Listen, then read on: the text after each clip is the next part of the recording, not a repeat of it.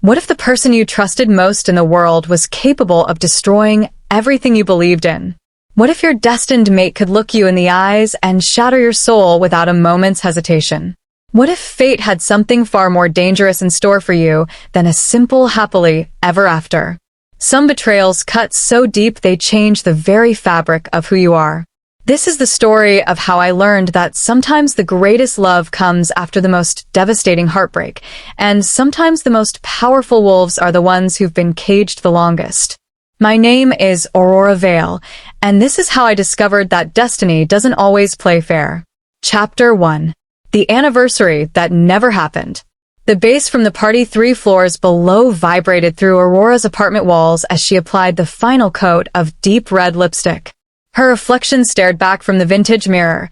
Long auburn hair cascaded in perfect curls over bare shoulders, and the emerald green dress she'd chosen clung to her curves like liquid silk.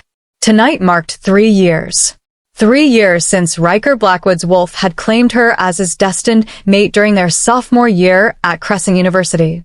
3 years of believing she'd found her forever. Being werewolves meant that mate bonds transcended anything humans could comprehend. From the moment Riker's wolf Storm had recognized her wolf Seraphina as his perfect match, their lives had become inseparably woven together. Now at 21, Aurora couldn't fathom existence without him. She glanced at her phone. 9:15 p.m. Riker should have picked her up 20 minutes ago for their reservation at Moonlight Terrace, the most exclusive restaurant in Silverbrook City. Her manicured fingers hovered over his contact, but something held her back. He was probably just caught in traffic or dealing with pack business. As the future alpha of the Shadow Moon Pack, his responsibilities were immense. The party music below grew louder, and Aurora could feel the pull of tomorrow night's full moon stirring her blood. She and Riker would run together under its silver glow with their pack, as they always did. Seraphina paced restlessly inside her, sensing something amiss. "He's fine," she whispered to her reflection, but called anyway. Straight to voicemail. By 10 p.m., she'd left 4 messages and sent 7 increasingly worried texts. Their reservation was definitely lost now. Anxiety gnawed at her stomach as she paced her living room, her heels abandoned on the hardwood floor. This wasn't like Riker at all. As future alpha, he took his obligations seriously, especially those to his mate. Her phone buzzed, and she lunged for it. But it wasn't Riker. It was a Snapchat from her best friend Zara. "OMG, Rory. Isn't this Riker's motorcycle?" With trembling fingers, Aurora opened the snap. The image showed Riker's distinctive black Harley-Davidson parked outside Inferno, the hottest nightclub downtown. The next snap, taken through the club's tinted windows, made her world tilt off its axis. There he was, Riker's tall, muscular frame unmistakable even in the strobing lights. His dark hair, the tribal tattoo snaking up his neck, those broad shoulders she'd traced with her fingertips countless times. He wasn't alone. The woman pressed against him had platinum blonde hair and wore a dress that cost more than Aurora's rent. Her arms were wrapped around Riker's neck possessively, her body molded to his as she whispered something in his ear that made him throw back his head and laugh. Even in the blurry photo, Aurora recognized her immediately. Valentina Sinclair, daughter of Alpha King Marcus Sinclair, the most powerful wolf in the Northern Territories. No, this has to be some mistake. Aurora grabbed her keys with shaking hands and ordered an Uber. The 15-minute ride felt like hours, her wolf howling inside her chest. Seraphina could sense their mate nearby, but also sensed something terribly wrong with their bond, like a guitar string pulled too tight, ready to snap. The bouncer at Inferno recognized her immediately. Being the future alpha's mate had its privileges. He waved her through without question. The club was packed, the air thick with sweat, expensive perfume, and pheromones. Underneath it all, she caught his scent, cedarwood and rain, the smell that had been home for 3 years. But tonight it was tainted with something else. Someone else. She found them in the VIP section. Riker had Valentina pressed against the leather banquette, his hands spanning her tiny waist, his lips trailing down her neck. The sight stopped Aurora's heart completely. The mate bond between them stretched and twisted, agony lancing through her chest. Riker. He turned, and for a split second, she saw something flicker in his storm-gray eyes. Not fear or regret, something worse. Relief. Relief. Aurora. His voice was cold, formal, like they were strangers who'd just been introduced. We need to talk. Talk. Her voice cracked. On our anniversary? Valentina's laugh cut through the music like broken glass. Oh, sweetheart. Did you really think he'd choose you when he could have me? I'm an alpha's daughter. You're just, well, you're nobody special. Aurora's world tilted dangerously. Riker, what is she talking about? He squared his shoulders, every inch the alpha he was born to be. The packs are merging, Aurora. This union with Valentina, it's what's best for everyone. The bond between us, it was a mistake. A mistake? The words tasted like ash. We've been together for 3 years. You said we were destined. Sometimes destiny needs correction, Valentina purred, sliding her hand possessively down Riker's chest. Daddy's been negotiating this merger for months. And Riker here knows exactly where his loyalties lie. Don't you, baby? Riker's eyes wouldn't meet Aurora's. I'm sorry, Aurora, but this is happening. The pack ceremony is tomorrow night. Valentina will be my mate, and you need to accept that. The mate bond between them cracked like ice on a frozen lake. Aurora stumbled backward as the physical pain of rejection hit her like a freight train. Serafina howled in agonized disbelief. Her phone pinged with another Snapchat from Zara. With numb fingers, she opened it, and her blood turned to ice water. It was a formal pack announcement. Pack merger celebration, tomorrow night. Witness the mate bond ceremony between future Alpha Riker Blackwood and Valentina Sinclair, daughter of Alpha King Marcus Sinclair. The date stamp on the announcement was from 2 weeks ago. He'd planned this. All of it. Their anniversary dinner was never going to happen. As Aurora stood there, her perfect dress now wrinkled and stained with tears, she didn't notice the 3 pairs of glowing red eyes watching her from the shadows of the alley outside. Didn't notice them following as she stumbled into the night, too lost in heartbreak to sense the danger closing in. She was too shattered to realize that this was only the beginning of a night that would change everything. Chapter 2. Blood in the Shadows. The first blow came from behind, sending Aurora crashing into the brick wall of the narrow alley. Her phone skittered across the wet pavement, screen spider-webbing on impact. Through her tear-blurred vision, she made out 3 hulking figures surrounding her. Rogues. Wolves without a pack, their red eyes glowing with malevolent hunger in the darkness. Well, the largest one sneered, his breath reeking of cigarettes and something metallic that made her stomach turn. Blood. If it isn't Riker Blackwood's little mate. Or should I say ex-mate? Serafina snarled inside her, but the pain from the shattered mate bond had weakened them both. Still, Aurora wasn't going down without a fight. She lashed out with her heel, the stiletto connecting solidly with one rogue's kneecap. He howled in pain, but the other 2 seized her arms. That wasn't very smart, the leader growled. We heard about your situation. A rejected mate. Your wolf must be so weak right now. Perfect timing for a little payback against the Shadow Moon pack.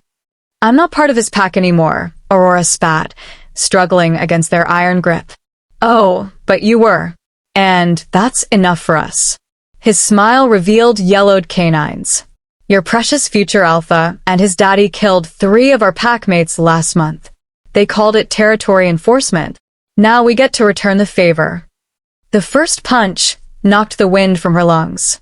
The second split her lip. By the third, she could barely stand. They were right. The rejection had left Serafina too weak to shift, too broken to fight back properly. Through the haze of pain, Aurora heard voices echoing from the main street. The rogues tensed. Finish it, the leader hissed. She felt claws rake across her ribs, tearing through silk and skin. The last thing she saw before darkness claimed her was a flash of pristine white fur, and the sound of savage growling filled the night. Then nothing. Beep, beep, beep. The steady rhythm of a heart monitor pulled Aurora back to consciousness. Every inch of her body screamed in protest as she tried to open her eyes. Only her left eye cooperated. The right was swollen and completely shut. "Easy there, sweetheart."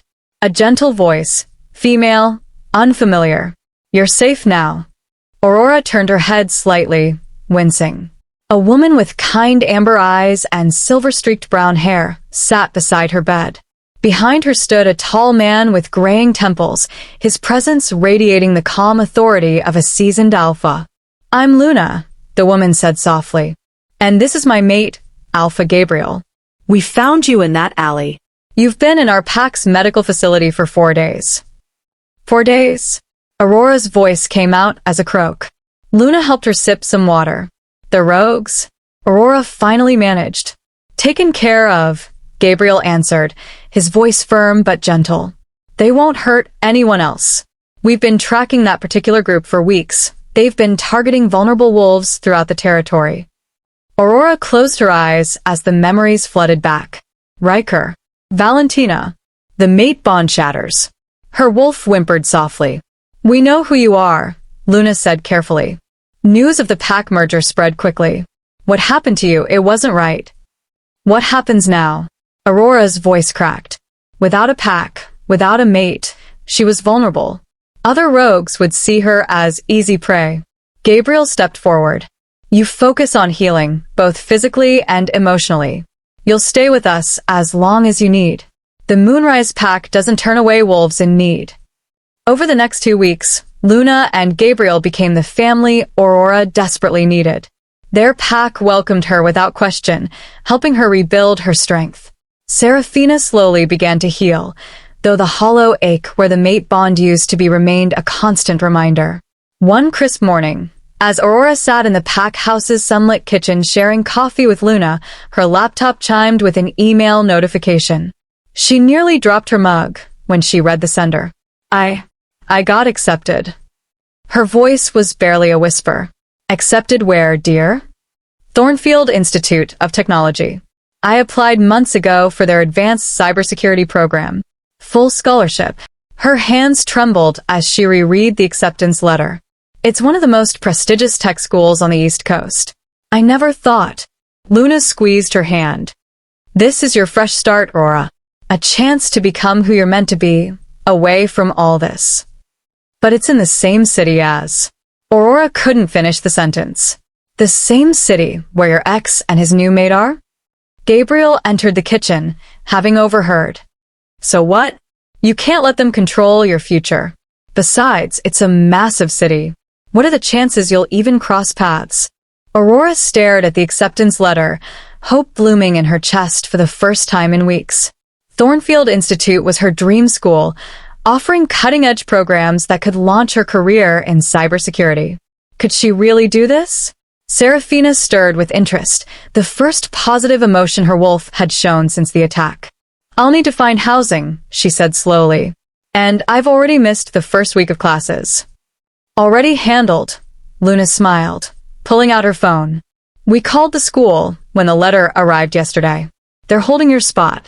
And we found you a perfect apartment near campus. Consider it a gift from your new pack family." Tears welled in Aurora's eyes as she hugged them both. Maybe, just maybe, things were starting to look up. 1 week later, Aurora stood outside her new apartment building, keys in hand. Her bruises had faded thanks to accelerated werewolf healing, and Seraphina felt stronger every day. Tomorrow would be her first day at Thornfield Institute. She was scrolling through her move-in checklist when a news alert popped up on her phone. Breaking: Valentina Sinclair, daughter of Alpha King Marcus Sinclair, spotted enrolling at Thornfield Institute. Sources confirm her late admission to the Business Leadership Program. Aurora's stomach plummeted. So much for avoiding them. The universe, it seemed, had a twisted sense of humor. Chapter 3. The Mysterious Stranger. Aurora stood in her empty studio apartment, surrounded by moving boxes labeled in Luna's careful handwriting. Morning sunlight streamed through floor-to-ceiling windows, illuminating the modern space with its sleek granite countertops and stainless steel appliances. Her new home. Home sweet home, she muttered, pulling her auburn hair into a messy bun. She had 5 hours before her course registration appointment at Thornfield Institute, and this place needed to feel less like an empty shell and more like somewhere she could rebuild her life. Her phone played her favorite playlist as she unpacked. The bedroom area came first, a cozy corner with a queen bed that Luna had insisted on buying. "Every queen needs her throne," she'd said with a wink. Aurora smiled at the memory as she spread out her favorite teal and silver bedding. Next came her tech sanctuary. She set up her custom gaming PC, the one splurge she'd made with her savings last year, alongside her coding setup. Dual monitors, mechanical keyboard, and the ergonomic chair she'd salvaged from her old apartment. This was where she could lose herself in lines of code and forget about everything else. By noon, the apartment was starting to feel like hers. String lights twinkled around her bed's headboard, photos of her new pack family decorated the walls, and her collection of tech journals and fantasy novels filled the floating shelves. Serafina felt more settled too, the space marked with their scent and energy. Aurora checked her phone. 3 hours until registration. She stood before her full-length mirror, assessing her outfit choices. The bruises had completely faded, leaving no trace of that horrible night. She finally settled on dark-washed jeans, a soft cream sweater, and her favorite ankle boots. Professional but approachable. The drive to Thornfield took 25 minutes through tree-lined streets. The campus was breathtaking, a perfect blend of historic brick buildings and cutting-edge glass structures. Students lounged on manicured lawns between classes, their conversations creating a vibrant buzz of energy. The Student Services building was a maze of polished marble and soaring glass. Aurora followed her phone's GPS to the registration office, her boots clicking against the gleaming floors. Other students hurried past, some already wearing Thornfield hoodies and carrying laptops covered in coding stickers. Aurora Vale? The registrar, a friendly woman in her 50s, called her name. "Right this way. I'm Dr. Martinez." The office was bright and welcoming despite its modern design. Dr. Martinez pulled up Aurora's file on her tablet. "Impressive credentials," she noted. "Your cybersecurity competition wins really caught our attention. Have you thought about which advanced courses you'd like to take?" For the next hour, they built her perfect schedule: advanced network security, ethical hacking, digital forensics, and a few core requirements. Aurora felt excitement building for the first time in weeks. Perfect. All set. Dr. Martinez tapped her tablet with satisfaction. "Your student ID is printing now," and a commotion in the hallway cut her off. Voices raised in excitement, phones clicking rapidly. Aurora's wolf suddenly tensed, sensing something that made her heart race with dread. "Oh my God, it's really her. Valentina Sinclair, the Alpha King's daughter." Aurora's blood turned to ice. No. Not here. Not now. But Serafina's senses didn't lie. That scent, vanilla and roses, and something sickeningly sweet. And worse, there was another scent with it. One that made her hands shake. "Are you all right, dear?" Dr. Martinez asked, concerned. "You look quite pale." I need some air." Aurora managed, grabbing her new student ID and schedule. She hurried toward the exit, keeping her head down, praying she could slip past unnoticed. She almost made it. Just as she reached the glass doors leading to the courtyard, that voice rang out, the one that haunted her nightmares. "Well, being an alpha's daughter does have its perks. Daddy made sure my late enrollment wasn't an issue." Aurora's steps faltered. Against her better judgment, she turned. There, in the center of an admiring crowd, stood Valentina in designer clothes that probably cost more than Aurora's semester tuition. Her perfectly manicured hand rested possessively on a familiar arm. And attached to that arm was Riker. His storm gray eyes met hers across the crowded hallway, and for a moment, time stopped. He looked exactly the same, tall, devastatingly handsome, with that stubborn jawline she used to trace with her fingers. But now his arm was around Valentina, a fresh mating mark visible on his neck, where Aurora's used to be. Serafina howled in renewed anguish. "Oh, look who it is." Valentina's voice cut through the crowd like a blade. "The scholarship charity case. Every phone in the hallway turned toward Aurora, eager for drama. Her cheeks burned with humiliation. This was supposed to be her fresh start, not another public degradation. I heard she couldn't handle being rejected, Valentina continued loudly, making sure everyone could hear. Had to run away to another pack. How pathetic. Aurora's hands clenched into fists. She wouldn't give them the satisfaction of seeing her cry. Not again. Riker, at least, had the decency to look uncomfortable. Valentina, let's go. We have that meeting with. No, baby. Valentina's smile was pure venom. I want everyone to know exactly what they're dealing with. See, Aurora here thought she was good enough to be a future alpha's mate. Isn't that hilarious?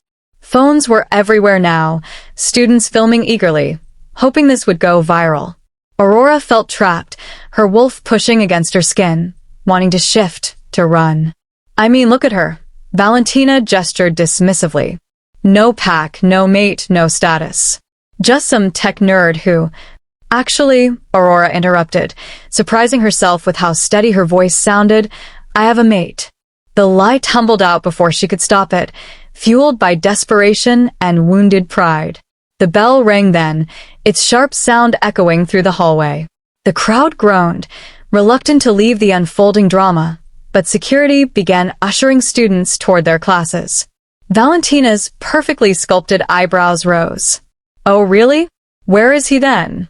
Because I don't see anyone here who'd want a reject like you. The hallway was emptying quickly, leaving just the four of them in tense silence. Aurora's eyes darted around frantically, looking for an escape, when she spotted him. A stranger stood at the far end of the hallway, away from the dispersing crowd. He was watching the scene unfold with intense dark eyes. Tall, probably 6'3", with broad shoulders filling out an expensive charcoal sweater. His hair was dark and slightly tousled, like he'd been running his hands through it. Clean-shaven jaw that could cut glass. But it was his presence that struck her. He radiated power, but not the showy kind like Riker. This was quieter, more controlled. His wolf energy was different too, older, stronger. Before she could think better of it, Aurora strode toward him, her heels clicking against the marble floor. Each step was fueled by desperation and defiance. The stranger's eyebrows rose slightly as she approached, but he didn't move. Time seemed to slow as she reached him. Up close, he was even more striking. His scent hit her, pine and leather, and something uniquely masculine. His eyes widened slightly as she invaded his personal space. I'm sorry, she whispered, just for him. Then she kissed him. For a split second, he froze. Then, to her complete shock, he kissed her back. His free hand found her waist, pulling her closer. His lips were soft but demanding, and she could taste coffee and something darkly intoxicating. Serafina practically purred, responding to his touch in a way that made her knees weak. The kiss deepened, grew more intense. Aurora forgot about their audience, forgot about everything except how right this felt. When they finally broke apart, she was breathless. His eyes had darkened, pupils dilated, and she could feel his heart racing where her hand rested on his chest. Aurora turned to face Valentina and Riker, trying to hide how shaken she was. This is my new mate. The stranger's hand tightened on her waist, and something flickered in his eyes. Amusement? Warning? Valentina looked like she'd been slapped. Riker's face had gone pale. That's not possible, Valentina sputtered. You can't just claim. Actually, the stranger's voice was deep, rich, and carried an authority that made even Valentina snap to attention. She can. He guided Aurora away from the crowd, his hand still on her waist. She could feel Riker and Valentina's stares burning into her back as they rounded the corner. As soon as they were alone, he dropped his hand and turned to face her. That's when Aurora noticed the leather messenger bag across his chest, the lanyard partially hidden in his pocket, and the tablet under his arm. Her stomach dropped. That was quite the performance, he said, his voice dangerously soft. But I think we need to discuss why you just kissed your professor.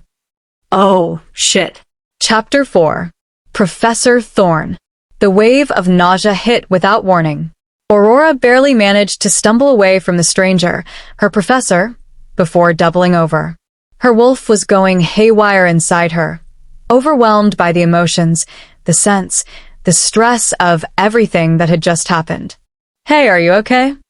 His voice was concerned, and she felt his warm hand on her back. She tried to answer, but another wave of sickness crashed over her. Before she knew what was happening, she was violently sick all over the pristine marble floor and his expensive-looking leather shoes. "I'm so sorry," she gasped between heaves, the world spinning dangerously around her. "Don't apologize. Come on, let's get you some air." He wrapped a strong arm around her waist, supporting most of her weight as they made their way outside. She noticed he'd abandoned his ruined shoes somewhere along the way, padding along in just his socks. The cool autumn air helped, but not enough. She was sick again in the landscaped bushes while he held her hair back. How mortifying. First she randomly kisses him, then she ruins his shoes, and now this. I don't feel right," she mumbled, the world tilting precariously. "You're having a panic attack," he said softly. "Your wolf is overwhelmed. When's the last time you ate something?" She tried to remember. Had she eaten breakfast? Everything before the kiss felt fuzzy and distant. "That's what I thought." He was already guiding her toward a sleek silver BMW parked nearby. "There's a coffee shop around the corner. You need food, water, and somewhere quiet to recover." She should say no. She didn't even know his name. But Serafina trusted him implicitly, and she was too dizzy to argue. The next few hours passed in a blur. She remembered throwing up again in the coffee shop's bathroom while he ordered soup and crackers. He helped her clean up, his touch always careful and professional, never crossing any lines. She remembered sipping water, managing a few spoonfuls of soup, and then exhaustion hitting her like a freight train. When Aurora woke up, late afternoon sunlight was streaming through unfamiliar windows. She was tucked into a massive hotel bed, still fully dressed except for her boots. Her mouth tasted awful, but her head was clearer. The room was empty except for a note on the bedside table next to a bottle of water and some aspirin. "The room is paid for until 6 p.m. Take care of yourself. Professor Thorne." No first name. No phone number. No explanation for his kindness. The hotel desk clerk confirmed that everything was taken care of when she checked out. As she waited for her Uber, Aurora tried to process what had happened. His name was Thorne, Professor Thorne. She remembered now that intense kiss, how her wolf had responded to him, how right it had felt. Back at her apartment, she took the world's longest shower and changed into fresh clothes, dark jeans, a soft gray sweater, and comfortable flats. No more heels for a while. Her reflection looked better than expected. At least, she hadn't completely humiliated herself in front of him. The drive to campus the next morning was a haze of anxiety. Would she see him again? Did she want to? Serafina definitely did. Her wolf had been pacing restlessly all night, searching for a scent. The advanced network security classroom was on the 4th floor of the computer sciences building. Aurora slipped in 5 minutes late, trying to be inconspicuous. Most seats were filled except for a few in the front row. "Sorry I'm late," she mumbled, sliding into an empty chair. "First day nerves are understandable," came a familiar deep voice from the front of the room. Aurora's world stopped as she looked up. There he stood, looking even better than yesterday in dark slacks and a white button-down with the sleeves rolled up. His hair was neater today, and he'd clearly gotten new shoes. He was writing his name on the whiteboard in precise letters. Professor Adrian Thorne, Ph.D. "Now that we're all here," Professor Thorne continued, his voice completely professional, "let's discuss the real-world applications of ethical hacking." The entire class passed in a fog. Aurora could barely concentrate on anything he was saying. Why hadn't he told her he was a professor? He'd seemed surprised when she kissed him, but not shocked enough to be completely innocent. "Ms. Vale, a word after class, please." Professor Thorne's voice was impersonal, nothing like the warm tone he'd used at the hotel. The entire class turned to stare, and whispers rippled through the room. Perfect. First day, and she was already being singled out. She spent the remaining 30 minutes of class pretending to take notes, while actually cataloging all the ways this could go wrong. When the last student filed out, Aurora gathered her things slowly, her heart hammering against her ribs. "Follow me to my office." The walk down the hallway felt endless. Students rushed past them, some giving curious glances. His office was in the newest wing of the building, all glass and chrome with a view of the campus quad. The nameplate on his door still looked fresh. Professor Adrian Thorne, Ph.D., Advanced Network Security and Digital Ethics. He gestured for her to sit in one of the chairs facing his desk, then closed the door with a soft click that sounded final. "So," he said, settling into his chair. His posture was rigid, his expression carefully controlled. "I believe we need to address yesterday's incident." Aurora swallowed hard. "Professor, Let me be clear," he interrupted, his voice sharp. "What happened yesterday was completely inappropriate and cannot happen again. A relationship between a professor and student violates university policy. I need to ensure this doesn't affect your academic career or my position here." "I didn't know you were a professor." The words burst out before she could stop them. "Nevertheless," he continued as if she hadn't spoken, "we need to establish clear boundaries. In this room and in my classroom, I am Professor Thorne. Nothing more, nothing less. What happened yesterday, it stays in the past." About that, Aurora fidgeted with her sweater sleeve. "Thank you. For helping me at the coffee shop, the hotel, everything. You didn't have to." "Yes, well." Something flickered in his expression. His frown softened slightly, but he quickly replaced it with professional distance. "You were unwell. Any decent person would have helped." "Fortunately," he added, his tone cooling again, "there don't seem to be any videos or photos of the initial incident. We should both be grateful for that." Aurora felt her cheeks burn. Of course he was worried about the evidence. About his reputation. Right. "Wouldn't want anyone to know you kissed a student." "You kissed me," he corrected swiftly, "to prove a point to your ex-mate, as I recall." The reminder stung. "I said I was sorry. And I'm saying we move forward professionally." He stood up, signaling the end of the conversation. "You're a promising student, Ms. Vale. Your cybersecurity competition records are impressive. Don't let personal drama affect your academic future." Aurora stood too, anger and embarrassment warring in her chest. "Is that all, Professor? One more thing." He wasn't looking at her now, reorganizing papers on his desk. "I expect you to participate in class like any other student. No special treatment, positive or negative. Clear?" "Crystal." She grabbed her bag, heading for the door. "Don't worry, Professor Thorne.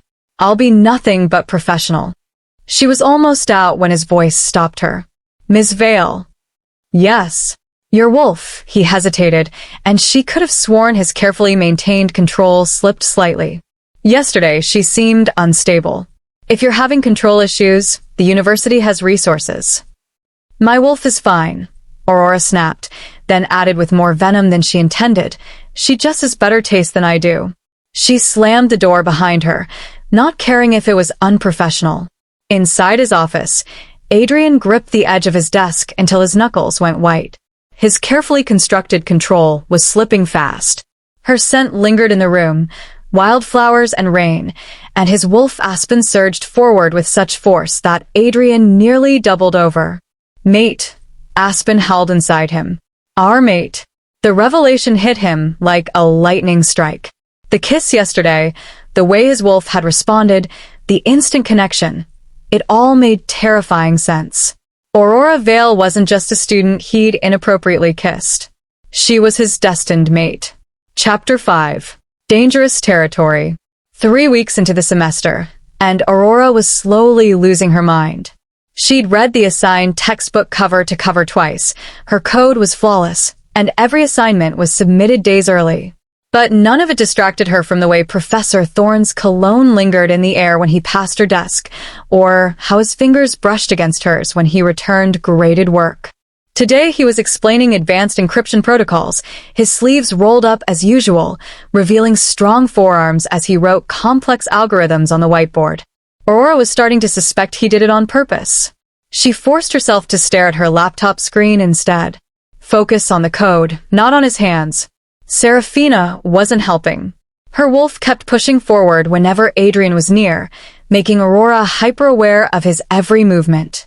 Did his breathing catch slightly when she asked questions in class? Was she imagining how his dark eyes lingered on her for a fraction too long? The worst part was she couldn't tell if these moments were torturing him as much as they were torturing her. In class, he was the perfect professor, brilliant, distant professional. But sometimes she caught him watching her when he thought she wasn't looking, his usual control slipping just enough to reveal something darker underneath. "Excellent analysis, Ms. Vale," he said, reviewing her latest project. His fingertips grazed her shoulder as he leaned over to point at her screen. The touch sent electricity through her sweater and down her spine. She was certain he did that on purpose. The campus library became her refuge. She'd claimed a quiet corner on the third floor, surrounded by cybersecurity manuals and energy drinks, trying to stay ahead in his class. There was no way she'd give him any reason to think she wasn't taking this seriously. That's where she was, buried in a particularly dense chapter on quantum encryption, when Valentina found her. Studying hard, Valentina's saccharine voice made Aurora's skin crawl. "I guess you have to when you're not here on Daddy's money." Aurora didn't look up from her laptop. "Don't you have a yoga class to attend? Or maybe a shopping spree? Actually, I was wondering about that gorgeous maid of yours." Valentina perched on the edge of the table, deliberately knocking over Aurora's coffee. Funny how no one's seen him since that day. Did he realize what a mistake he made? Just like Riker did. Aurora's wolf growled, pushing against her skin. "Don't you have a business class to fail?" "At least I have someone to go home to," Valentina smirked. "Tell me, does it hurt? Knowing you're so easy to abandon? First Riker, now your mysterious new mate. There's definitely a pattern there." Before Aurora could respond, someone cleared their throat behind them. Professor Thorne stood there, looking devastatingly handsome in a dark navy sweater and jeans. It was Saturday. She'd never seen him in casual clothes before. The sight did dangerous things to her heart rate. "Is there a problem here?" His voice was cool, authoritative. Valentina's eyes widened appreciatively as she took him in, clearly not recognizing him from that chaotic day in the hallway. "No problem at all. Just girls talk." He stepped closer, his presence somehow intimidating despite his casual attire. "I believe Ms. Vale was trying to study. Whatever." Valentina rolled her eyes, but Aurora didn't miss how she checked him out as she gathered her designer bag. "See you around. Reject. Keep dreaming about that maid of yours." She sauntered off, but not before giving Adrian a flirtatious wave that made Aurora's blood boil with unexpected jealousy. "Thank you," Aurora muttered once Valentina was gone. "But I can handle her." "I know you can." He started to walk away, then paused. "Your last assignment, the quantum firewall architecture. It was innovative. Keep pushing boundaries like that." He was gone before she could respond, leaving only the lingering scent of pine and leather. These encounters were becoming harder to handle. Last week, they'd literally collided coming around a corner, books and papers flying everywhere. They'd jumped apart like they'd been burned, but not before Aurora felt the solid warmth of his chest, caught the way his pupils dilated when she was close. Another time, she'd fallen asleep in the computer lab, only to wake up with his jacket draped over her shoulders. He never mentioned it and she never returned it, keeping it folded in her closet like a secret. Thursday brought Aurora's biggest breakthrough yet. She was running late to his advanced ethics and hacking class when the campus-wide announcement system crackled to life. "Attention Thornfield students and faculty. We are proud to announce this year's representative for the International Cybersecurity Innovation Summit in London, Aurora Vale from the Digital Security Department." She froze in the empty hallway, Serafina practically vibrating with excitement. The ICS was the most prestigious cybersecurity competition in the world. Getting selected was huge, career-making huge. Then came the second part of the announcement that made her heart skip several beats. Serving as her faculty mentor for the 3-week competition will be Professor Adrian Thorne. 3 weeks. Alone with Adrian. In London. If they survived the tension between them for that long. Just then, Valentina appeared around the corner, nearly bumping into Aurora. Her eyes narrowed at Aurora's shocked expression. What's wrong? Reject? Scared of a little competition? Before Aurora could respond, Adrian emerged from his classroom, headed to his next lecture. Serafina's immediate reaction betrayed her as she unconsciously stepped toward him. Professor! The word slipped out before she could stop it. Valentina's eyes darted between them, watching Aurora's body language with predatory interest. Professor? You know Professor Thorne? He teaches one of my classes, Aurora managed, but she could see the wheels turning in Valentina's head. Interesting. Valentina's smile was calculating. Very interesting indeed. She walked away, but not before giving Adrian a long, appraising look that made Aurora want to bare her teeth in warning. 3 weeks in London with Adrian. If Valentina didn't destroy them first. Chapter 6. Secrets and Preparation. A week had passed since Valentina's discovery, and Aurora was waiting for the other shoe to drop. No disciplinary meetings, no rumors spreading through campus, nothing. But Valentina's knowing smirk whenever they crossed paths in the hallways made Aurora's skin crawl. She's planning something, Aurora told her roommate Zara over coffee at their favorite campus cafe. She has to be. Zara stirred her latte thoughtfully. Maybe she's just enjoying watching you squirm. Also, can we talk about how you're about to spend 3 weeks in London, the city of romance, with Professor Hadi? Don't call him that, Aurora hissed, glancing around the busy cafe. Oh, please, everyone calls him that. Even the guys. Zara leaned forward conspiratorially. And don't think I haven't noticed how you fix your hair before his class. I do not. But even as Aurora said it, her hand moved unconsciously to smooth down her auburn waves. You're doing it right now. Zara grinned. Look, I have training prep with him this afternoon for the competition. We need to discuss strategy. Aha. Training. Zara made air quotes. In his private office. Alone. With the door open, Aurora protested, but her cheeks were already heating up. Still doesn't explain why you're wearing that lip gloss you save for special occasions. Before Aurora could argue, her phone buzzed with a message from Professor Thorne. Need to discuss competition logistics. Can you come early today? Her heart skipped. I have to go. Have fun training, Zara called after her, laughing. Adrian's office door was indeed open when she arrived, but he closed it as soon as she entered. The click of the lock seemed to echo in the suddenly intimate space. We need to talk about Valentina, he said without preamble. Aurora's wolf perked up at his scent. Pine and leather, stronger today like he was stressed. She hasn't done anything yet. That's what worries me. Me too. He ran a hand through his dark hair, messing it up in a way that made her fingers itch to fix it. Are you sure you still want to do this competition? I could find a way to... Are you kidding? She stepped closer, and he didn't back away. This is the opportunity of a lifetime. Unless you don't want to work with me? No, he said too quickly, then caught himself. I mean, yes, we should proceed. It's just 3 weeks alone together. It might be challenging. Challenging was an understatement. Their training sessions over the past week had been exquisite torture.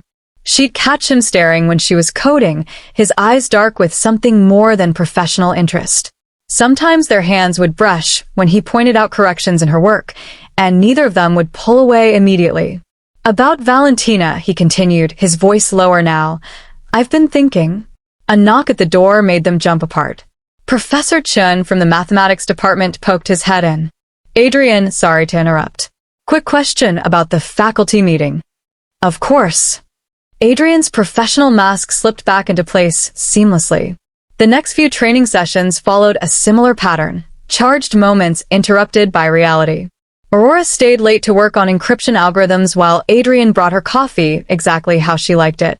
Her catching him watching her with Aspen clearly close to the surface, his eyes flickering with golden light.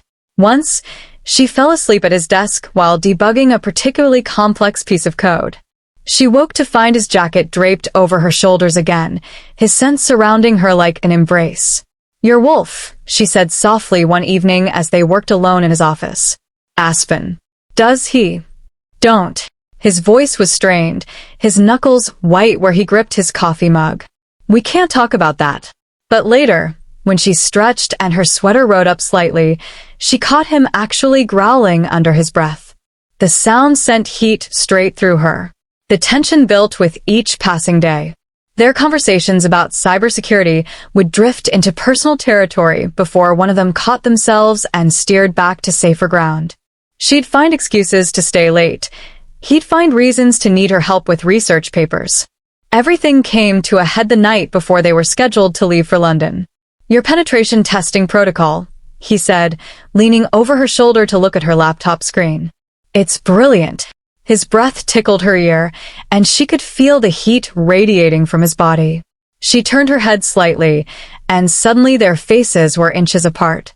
"Professor," she whispered. "Adrian," he corrected just as quietly. "When we're alone like this, please. Just Adrian." She wasn't sure who moved first. Maybe they both did. His hand came up to cup her cheek, thumb brushing across her lower lip. Her eyes fluttered closed as they leaned toward each other. The door burst open.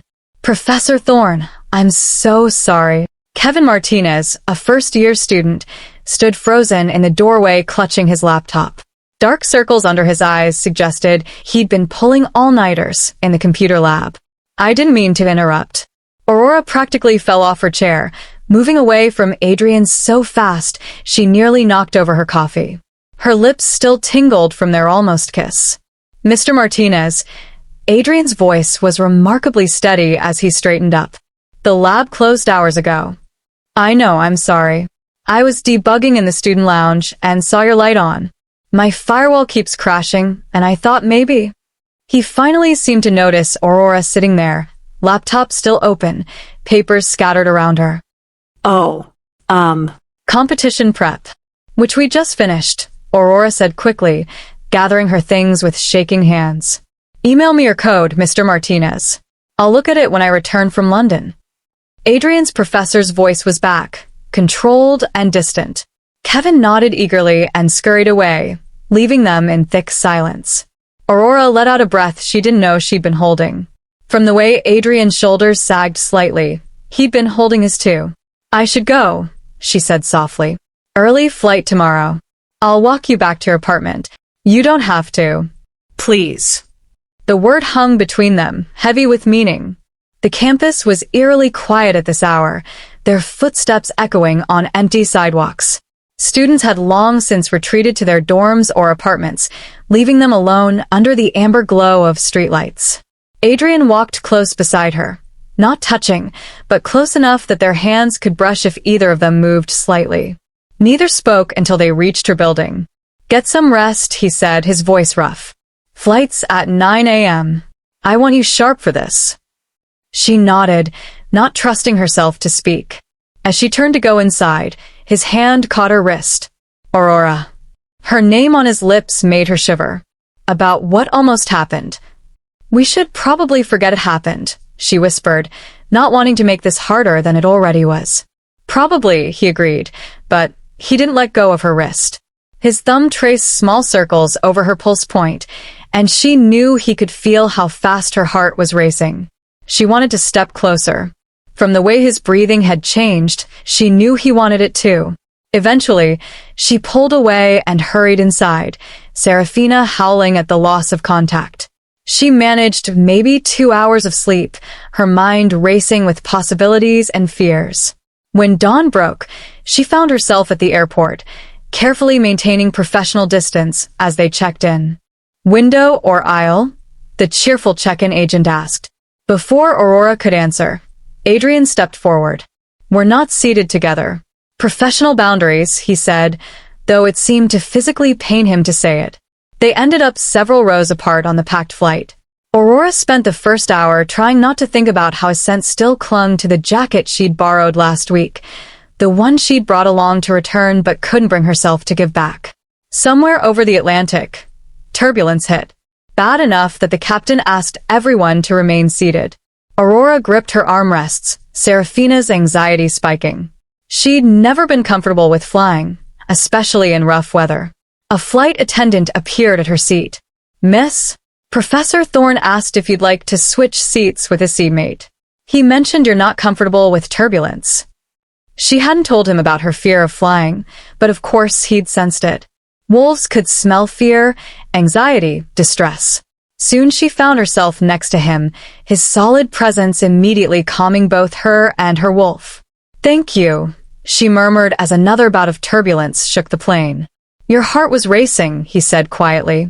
"I could hear it from back there."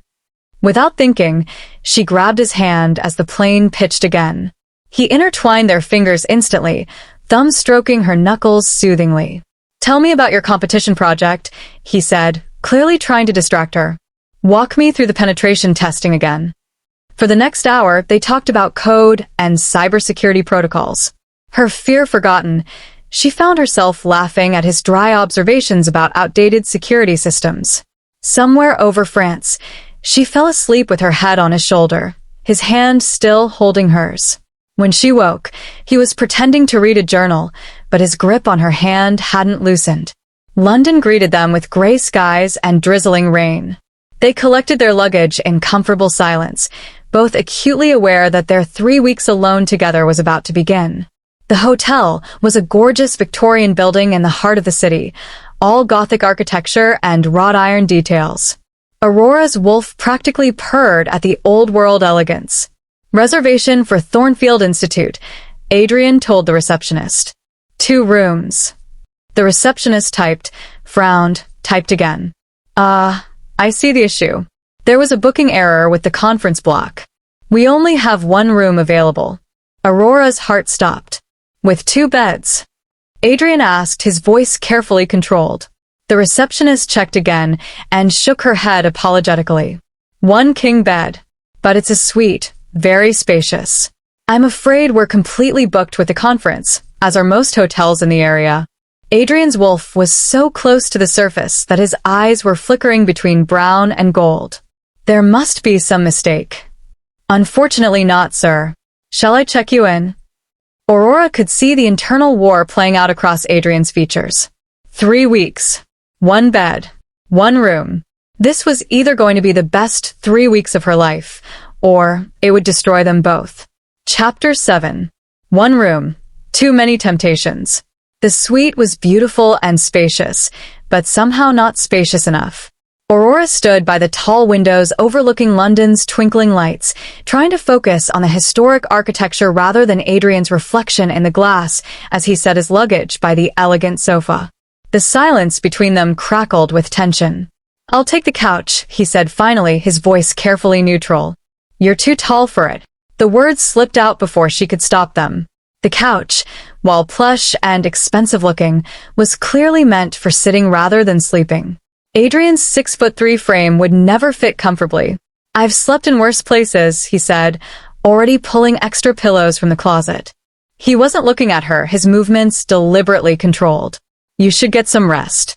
Competition registration starts at 9 a.m. tomorrow." Aurora grabbed her toiletries bag, escaping to the marble bathroom. The fixtures screamed luxury, but all she could think about was how his scent was already filling the suite, making Serafina restless. When she emerged in her sleep shorts and oversized university t-shirt, he was answering emails on his laptop, steadfastly pretending she didn't exist. She slipped under the covers of the ridiculously soft king bed, hyper-aware of his presence across the room. "Good night, Professor," she said softly. A pause. "Good night, Miss Vale." Sleep didn't come easily. She could hear him shifting on the inadequate couch, his breathing never settling into the rhythm of true rest. Around 3 a.m., she finally drifted off, Serafina still reaching for him across the room. Something woke her hours later, a change in the air, a shift in energy. Through half-closed eyes, she saw Adrian standing beside the bed in the pre-dawn darkness. Moonlight from the window turned his dark hair silver as he carefully adjusted the blanket that had slipped from her shoulder. His hand hovered there, not quite touching, and in the dim light, he didn't bother hiding how his eyes traced over her face, lingering on her lips. He leaned closer, close enough that his scent enveloped her, pine and leather, and something darker, needier. Without fully opening her eyes, Aurora reached up and caught his wrist. He froze. "Aurora," he breathed, a warning or a prayer. She wasn't sure. She tugged gently. He resisted for a moment, every muscle tense, then slowly, like a man approaching a flame, he sat on the edge of the bed. "We can't," he whispered, but he was already leaning closer.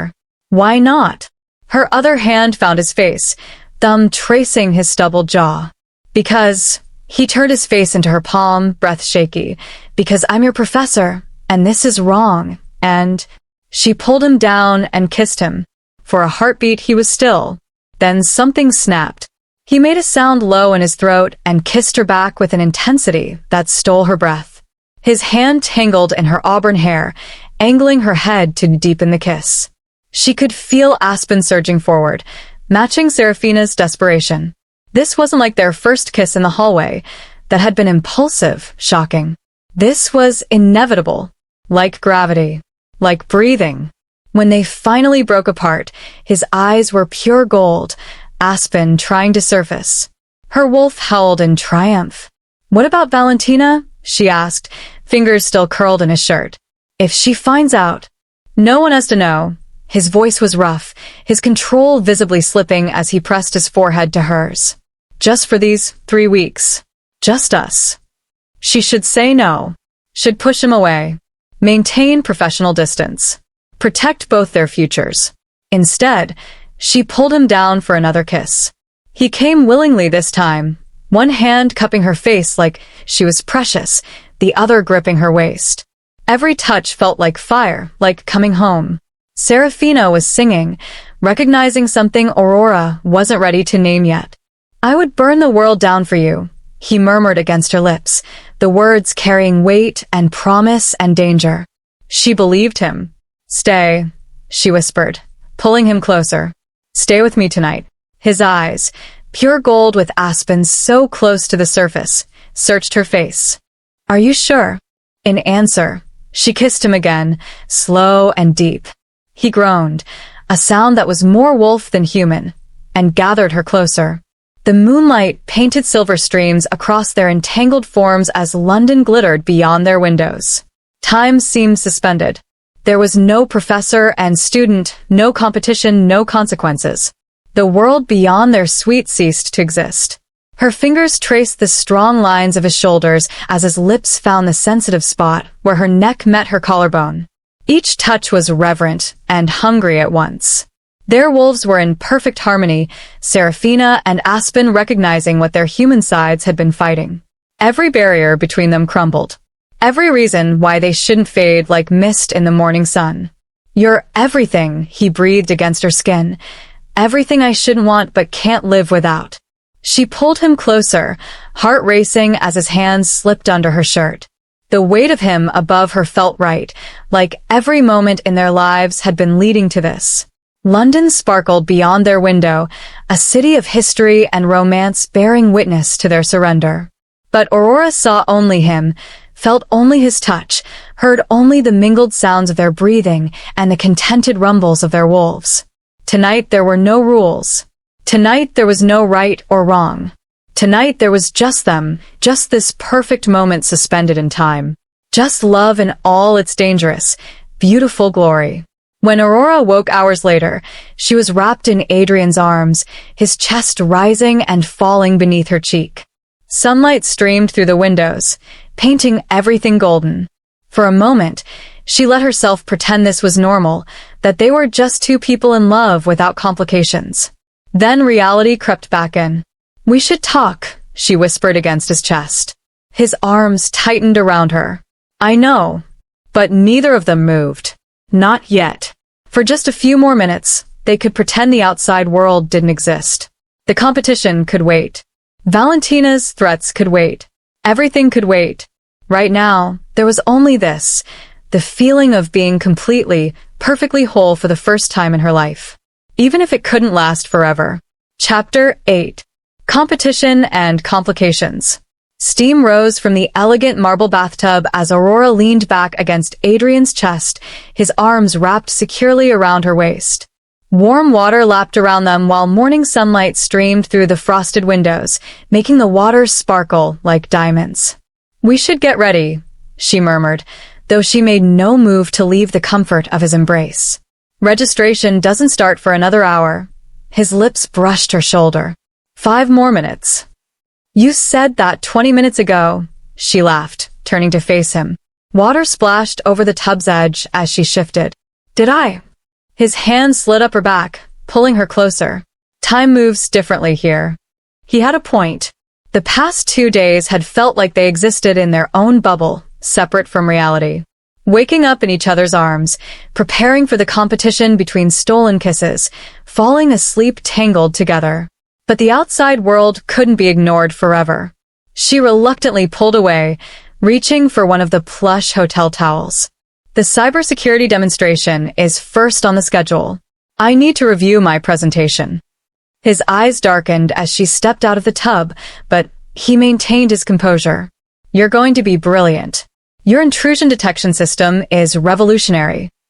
The competition venue was a sleek tech center in the heart of London's financial district, all glass and steel and cutting-edge innovation. Aurora's hands trembled slightly as she set up her laptop, but Adrian's steady presence beside her calmed her nerves. Remember, he said quietly as other competitors filed in, your approach to behavioral analysis is groundbreaking. Just present it like we practiced. She nodded, pulling up her code. The first round was a demonstration of innovative security protocols. Her method used machine learning to detect intrusion patterns that traditional systems missed, something that had never been attempted at this scale. When she stepped up to present, Adrian gave her a subtle nod, professional and encouraging, but his eyes held last night's warmth. Her presentation was flawless. The judges' questions were challenging, but she handled them with confidence built from countless practice sessions with Adrian. When they announced she'd advanced to the semi-finals, his proud smile made her heart skip. The second round was even more intense, live penetration testing under pressure. Aurora's fingers flew over her keyboard, building complex attack scenarios while the clock ticked down mercilessly. She could feel Adrian watching, his presence both comforting and distracting. Time, the announcer called.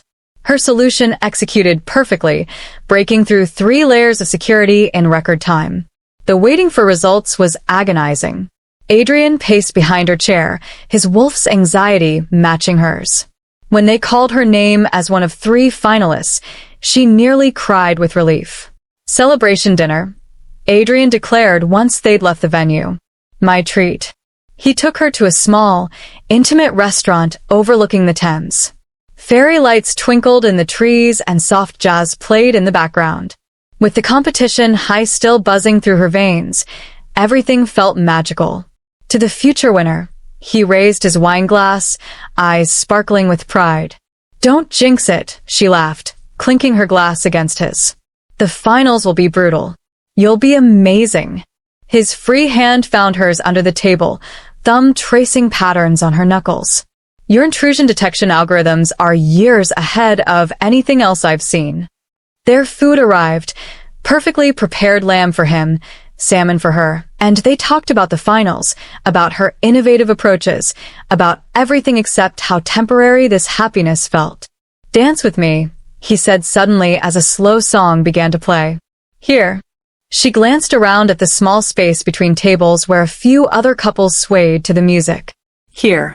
He pulled her up, leading her onto the makeshift dance floor. His hand settled on her waist, possessive and gentle. She melted into him as they moved to the music, breathing in his familiar scent. I wish, he started then stopped. What?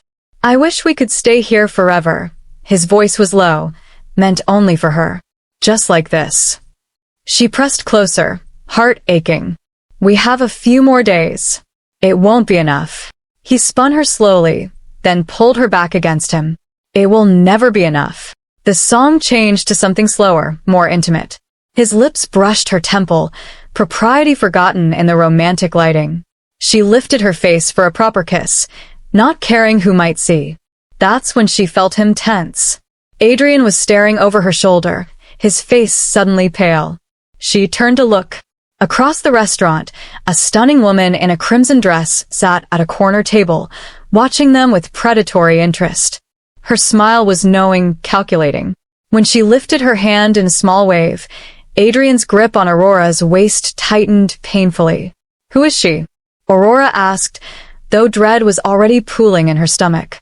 Isabella, he breathed, the name sounding like a curse. My ex. The woman, Isabella, rose gracefully and began walking toward them, her hips swaying with practiced seduction. Even from across the room, Aurora could see she was devastatingly beautiful, with long dark hair and the kind of curves that made men forget their own names. Adrian. Isabella's voice was like honey and smoke as she approached. What a delightful surprise. She looked Aurora up and down dismissively, taking in her simple black dress and comparing it to her own designer ensemble. And who's this? Isabella asked, though her tone suggested she already knew exactly who Aurora was and found her lacking. Adrian stepped slightly in front of Aurora, protective but also distant. Isabella, what are you doing here? Business, she purred, moving closer until she was invading his personal space. Her perfume was overwhelming, expensive and cloying. I'm expanding my consulting firm to London. Imagine running into you here. She placed a perfectly manicured hand on his chest, and Aurora felt Serafina snarl inside her. You know, Isabella continued, her voice dropping to an intimate whisper, I never stopped thinking about us, about what we had. Neither did Celeste.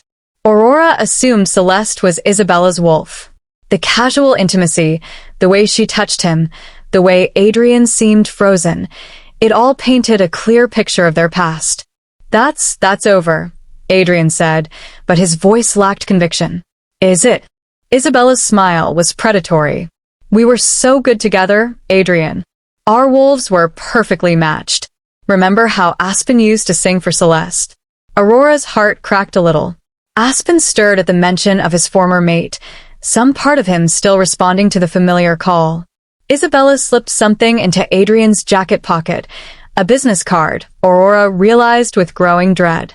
Call me, Isabella whispered, her lips brushing his ear. You know you want to, when you're ready to stop playing teacher and remember who you really are. She sashayed away, leaving chaos in her wake. The ride back to their hotel was silent. Adrian went straight to the bathroom when they arrived, and Aurora heard the shower running, probably trying to wash away Isabella's perfume, her touch, the memories she'd stirred up. Aurora sat on the edge of the bed, pulling out the business card that had fallen from his jacket pocket when he'd tossed it aside. Isabella Crane, CEO, Crane Security Consulting, and written in elegant script on the back. Room 412. For old time's sake. I know Aspen misses us as much as I do. She stared at the card for a long time, listening to the shower run. When Adrian emerged, towel around his waist, water still dripping from his hair, the look on her face stopped him cold. Did she taste the same? Aurora's voice was surprisingly steady. When you kissed her? What? Aurora, I didn't. Don't lie to me.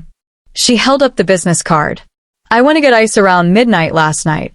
Saw you getting off the elevator on the 4th floor. His face went pale. The truth was written all over his expression. I wasn't. I went up there to tell her to stay away from us. Us. Her laugh was bitter. There is no us. There can't be.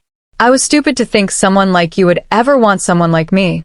Just like with Riker all over again. That's not. Someone like you. She stood, anger and heartbreak warring in her chest. A professor. Accomplished. Mature. Why would you want a broken college student when you could have her back? Aurora, please. I'm withdrawing from the competition. The words tumbled out. Going home. Like hell you are. He crossed the room in 3 strides, catching her hands when she tried to pull away. You've worked too hard for this.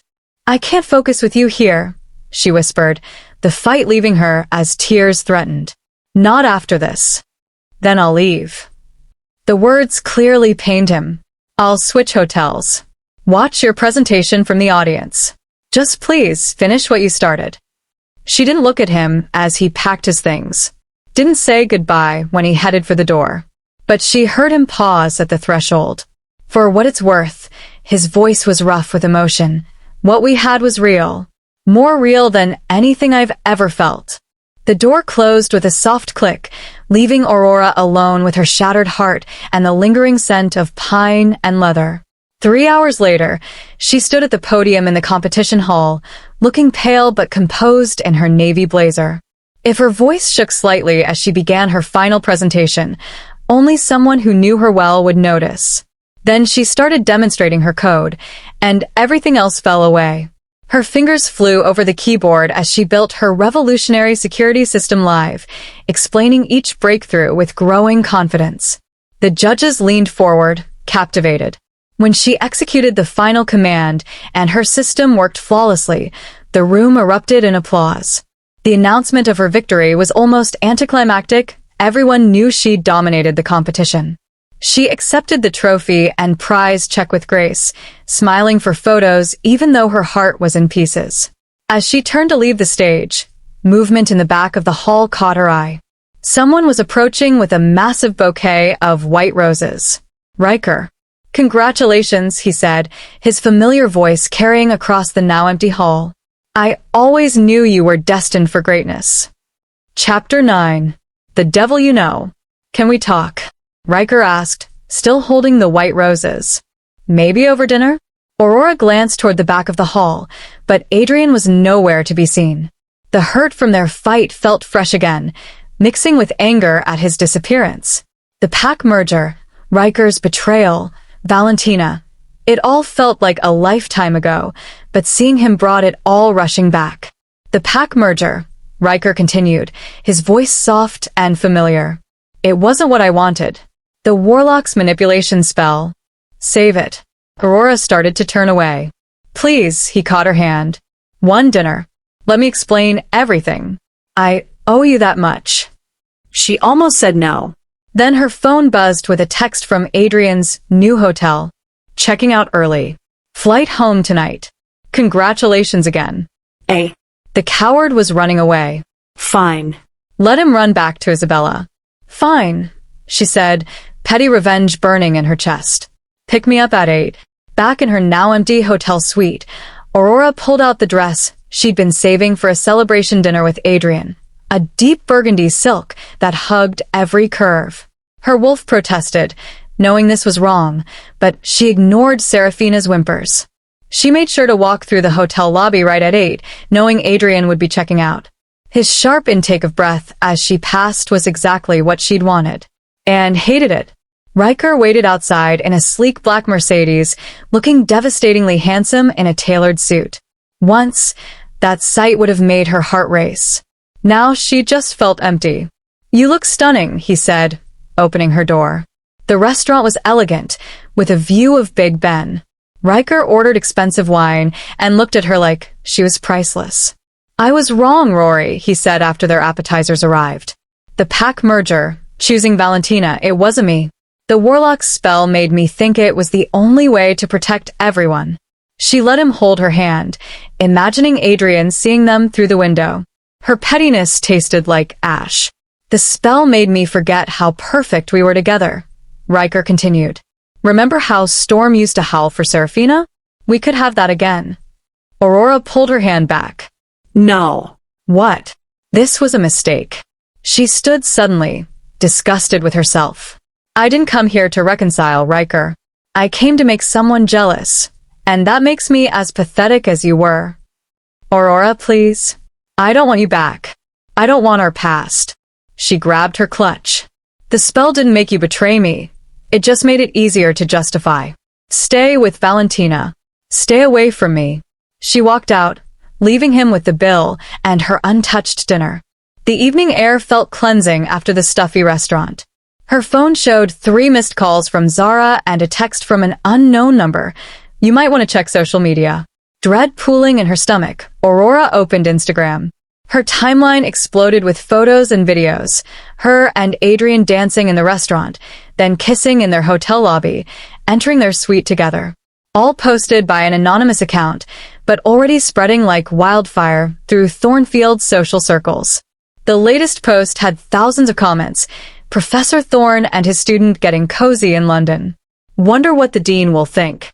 #scandal #busted professor. With shaking hands, she booked the first flight home. Walking into Thornfield the next morning felt like entering a battlefield. Whispers followed her down every hallway.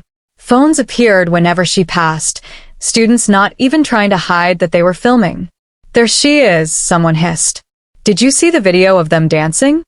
I heard they've been together all semester."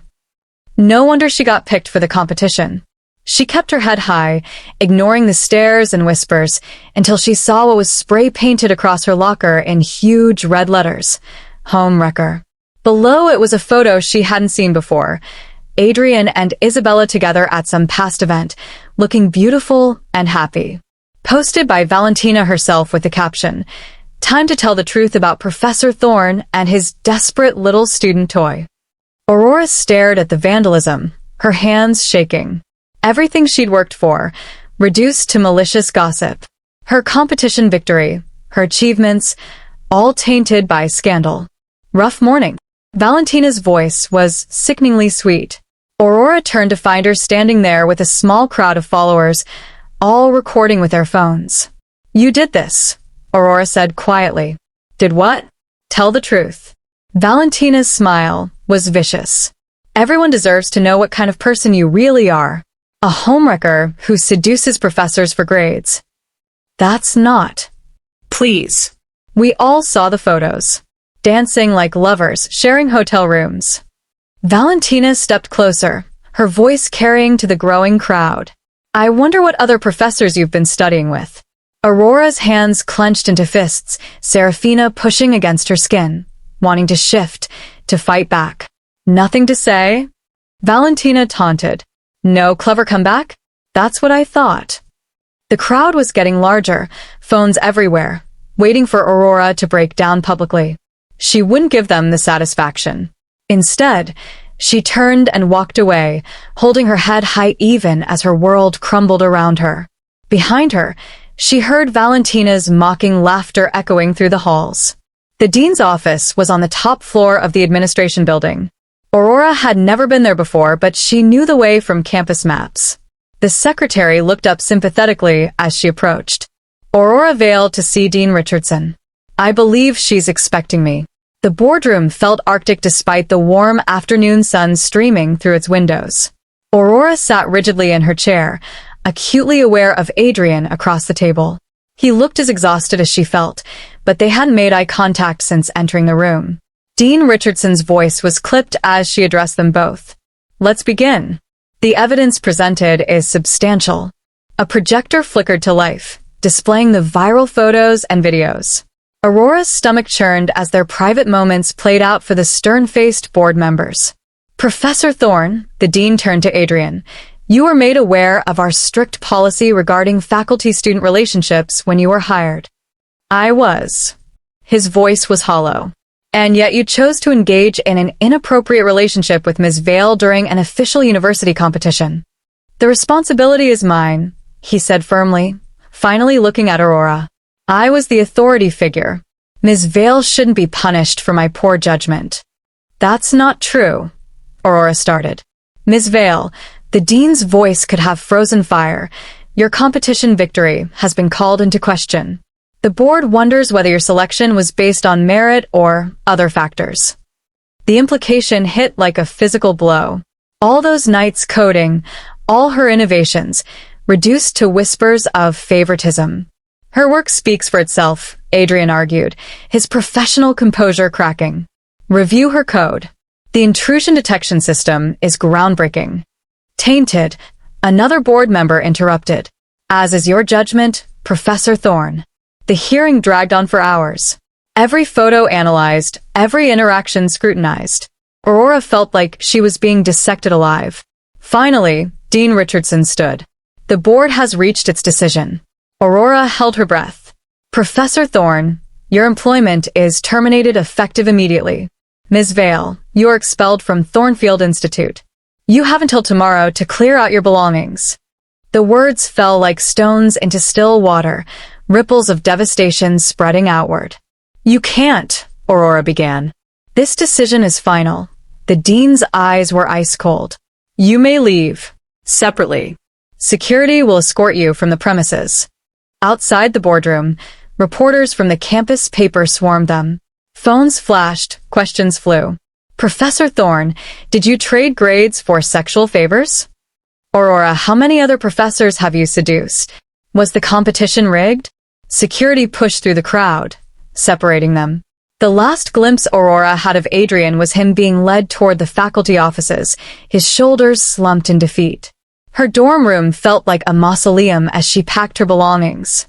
The photos on her walls, her with Zara, her pack family, her competition trophy, all seemed to mock her now. Her phone buzzed constantly with notifications. The story had gone viral beyond just Thornfield. Tech blogs were picking it up, dissecting her victory, questioning her capabilities.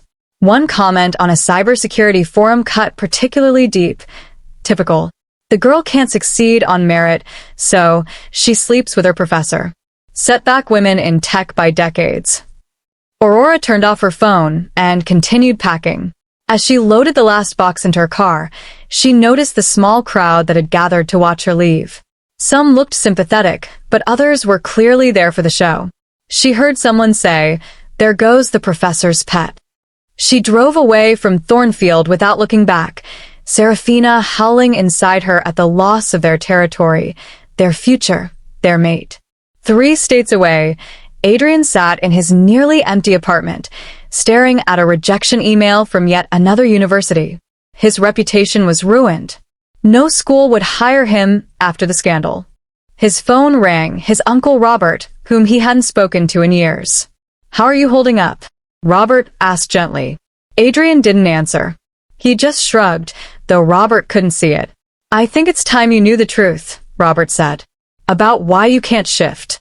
About why your father rejected you." Adrian's grip tightened on the phone.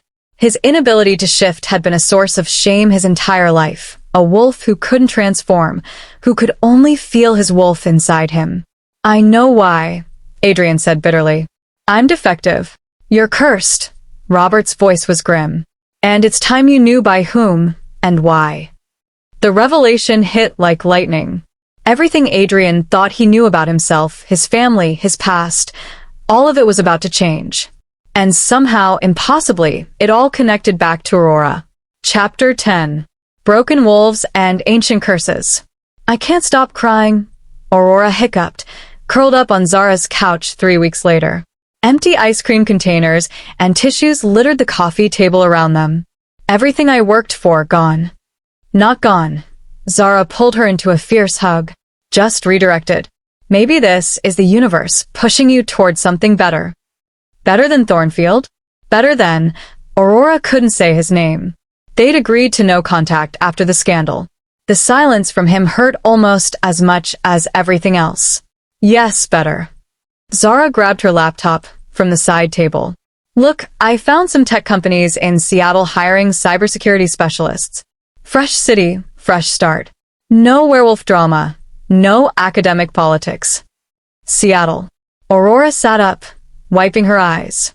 That was across the country from all of this mess. "Exactly," Zara continued, scrolling through job listings. "Plus it's got a huge human population, which makes it easier for wolves to blend in. You could just be Aurora, not the professor's scandal or Riker's rejected mate." The idea began to take root. Seattle, where no one knew her as anything but her skills and her code. 2 weeks later, Aurora stood in her new studio apartment, surrounded by moving boxes labeled in Zara's careful handwriting. The Seattle skyline stretched before her through floor-to-ceiling windows, the Space Needle a gleaming reminder of how far she'd come from her old life. Her new job at CyberGuard Dynamics started Monday, a boutique security consulting firm. The owner had been impressed by her intrusion detection innovations and, thankfully, hadn't deep-dived into her academic scandal. Her wolf felt quieter here, surrounded by humans who couldn't sense her nature. No pack politics, no mate drama. Just normal problems like finding decent coffee and figuring out the bus routes. Monday morning found her in a sleek conference room, smoothing down her blazer and checking her reflection. Professional, polished. Nothing like the broken girl she'd been a month ago. "Aurora Vale, meet our biggest client," her new boss Janet said warmly. "Maxwell Industries. Their CEO specifically requested you after seeing your cybersecurity portfolio." The conference room door opened, and Aurora's first thought was that the man standing there couldn't possibly be real. Tall, broad-shouldered, wearing a suit that probably cost more than her monthly rent. When he turned, his emerald green eyes caught the light like jewels. Definitely human, no wolf energy at all, but something about him commanded attention. Wealth, maybe, or just natural charisma. Aurora Vale, he said, moving with fluid grace as he extended his hand. Meet Maxwell Cross. No wolf scent, but his handshake was firm and confident. Call me Max. His smile was devastatingly charming. Janet tells me you're something of a cybersecurity prodigy. Heat crept up Aurora's neck. I wouldn't say prodigy. Your intrusion detection methods suggest otherwise. He pulled up her proposal on his tablet. This behavioral analysis approach is exactly what we need for our new AI security platform. For the next hour, they discussed technical specifications. Max kept up easily, asking intelligent questions that proved he actually understood the complex concepts. When he laughed at her encryption algorithm jokes, Aurora found herself genuinely smiling for the first time in weeks. Dinner, he asked as the meeting wrapped up. At her startled look, he added, to discuss the implementation timeline, of course. She should say no. Should keep things professional. Not make the same mistakes. But his smile held no ulterior motives, no hidden wolf agendas. Just straightforward human interest. Okay, she heard herself say. Just dinner, he agreed, but his eyes sparkled with something that made her think this was just the beginning. Meanwhile, 3,000 miles away, Adrian sat in his empty apartment staring at his phone. Another university rejection email, this one from a small community college in Ohio. His academic career was over. The apartment felt like a tomb. He'd sold most of his furniture to pay rent, leaving just the essentials. His laptop, a few books, and the constant ache of missing Aurora. His phone rang, Uncle Robert again. You can't keep ignoring this, Adrian. Robert's voice was tired. The curse isn't just going to disappear because you're pretending it doesn't exist. What's the point? Adrian's voice was hollow. She's moved on. Started over. I saw the Seattle job posting she got. You're still watching her social media? Adrian didn't answer. He'd been pathetically checking her LinkedIn, her Instagram, any trace of her new life. She looked happy in Seattle. Successful. Better off without him. The curse affects more than just your ability to shift, Robert continued. It's why you can't form lasting bonds, why every relationship fails. Your father. Isn't my father, Adrian finished bitterly. They'd had this conversation before. Alpha King Marcus isn't just some pack leader. He's my biological father. And Valentina is your half-sister, Robert confirmed. Which is why she's been so determined to destroy you. She knows what you are, what you could become if the curse was broken. Adrian gripped the phone tighter. The family politics were complicated enough without adding curses to the mix. Your mother was Marcus's first love, Robert continued, before political alliances forced him to mate with Valentina's mother. When she discovered she was pregnant with you, the rival pack's elder, a powerful witch, cursed the unborn child. Why? Revenge. Your grandfather had promised his granddaughter to the witch's bloodline, then chose another for political gain. The curse was her response. The true heir would be born unable to shift, unable to claim his rightful place as Alpha King. The irony was bitter. Adrian, who should have been the most powerful wolf alive, could barely access his wolf at all. Can it be broken? He asked, though he already suspected the answer. Only by claiming your true mate. Robert's voice softened. The curse specified that only when you mark and bond with your destined partner will Aspen be freed. Aurora. His wolf howled her name inside him. There's more, Robert said quietly. The witch who cursed you, her name was Elena Vale. Adrian's blood turned to ice. Vale. Aurora's great-grandmother. The phone slipped from Adrian's numb fingers. Everything connected. The instant recognition between their wolves, the impossible attraction, the way Aurora's touch had made Aspen stronger than he'd ever been. She wasn't just his mate. She was the key to breaking a curse that had defined his entire existence. and she was 3,000 miles away, building a new life without him. Back in Seattle, Aurora was having dinner with Max at an upscale steakhouse overlooking Elliott Bay. He was charming, intelligent, successful, everything she should want. "You're distracted," Max observed over dessert. "Sorry," she forced a smile. "Long day. Want to talk about it?" She almost did. Almost told him about the wolf politics, the forbidden professor, the scandal that destroyed everything. Instead, she shook her head, just adjusting to the new city. His hand covered hers on the table. Warm, steady, uncomplicated. "I'd like to see you again," he said. "Not for work this time." Serafina remained notably quiet, not objecting but not particularly excited either. Maybe that was what Aurora needed, a relationship that didn't set her world on fire. "I'd like that," she said. As Max's driver took her home, Aurora stared out at Seattle's glittering lights. She was building something here. Something safe, stable, normal. So why did her wolf keep searching the night air for a scent that would never come? 3,000 miles away, Adrian was packing his few remaining belongings. If Aurora had found a new life in Seattle, maybe it was time he found one too. The curse would have to wait. Some things he was learning were more powerful than destiny, even if they destroyed you in the process. Chapter 11. Human Hearts and Wolf Souls. 2 months into her Seattle life, and Aurora was learning that dating a human was both easier and more complicated than she'd expected. Max took her to places she'd only dreamed of: private art galleries, rooftop restaurants, weekend getaways on his yacht. He sent flowers to her office just because he was thinking of her, remembered exactly how she liked her coffee, and never pushed when she needed space. Most importantly, he had no idea what she really was. No wolf politics, no mate bonds, no supernatural drama. Just simple human attraction and genuine affection. "You're quiet tonight," Max said, wrapping his arms around her as they stood on his penthouse balcony.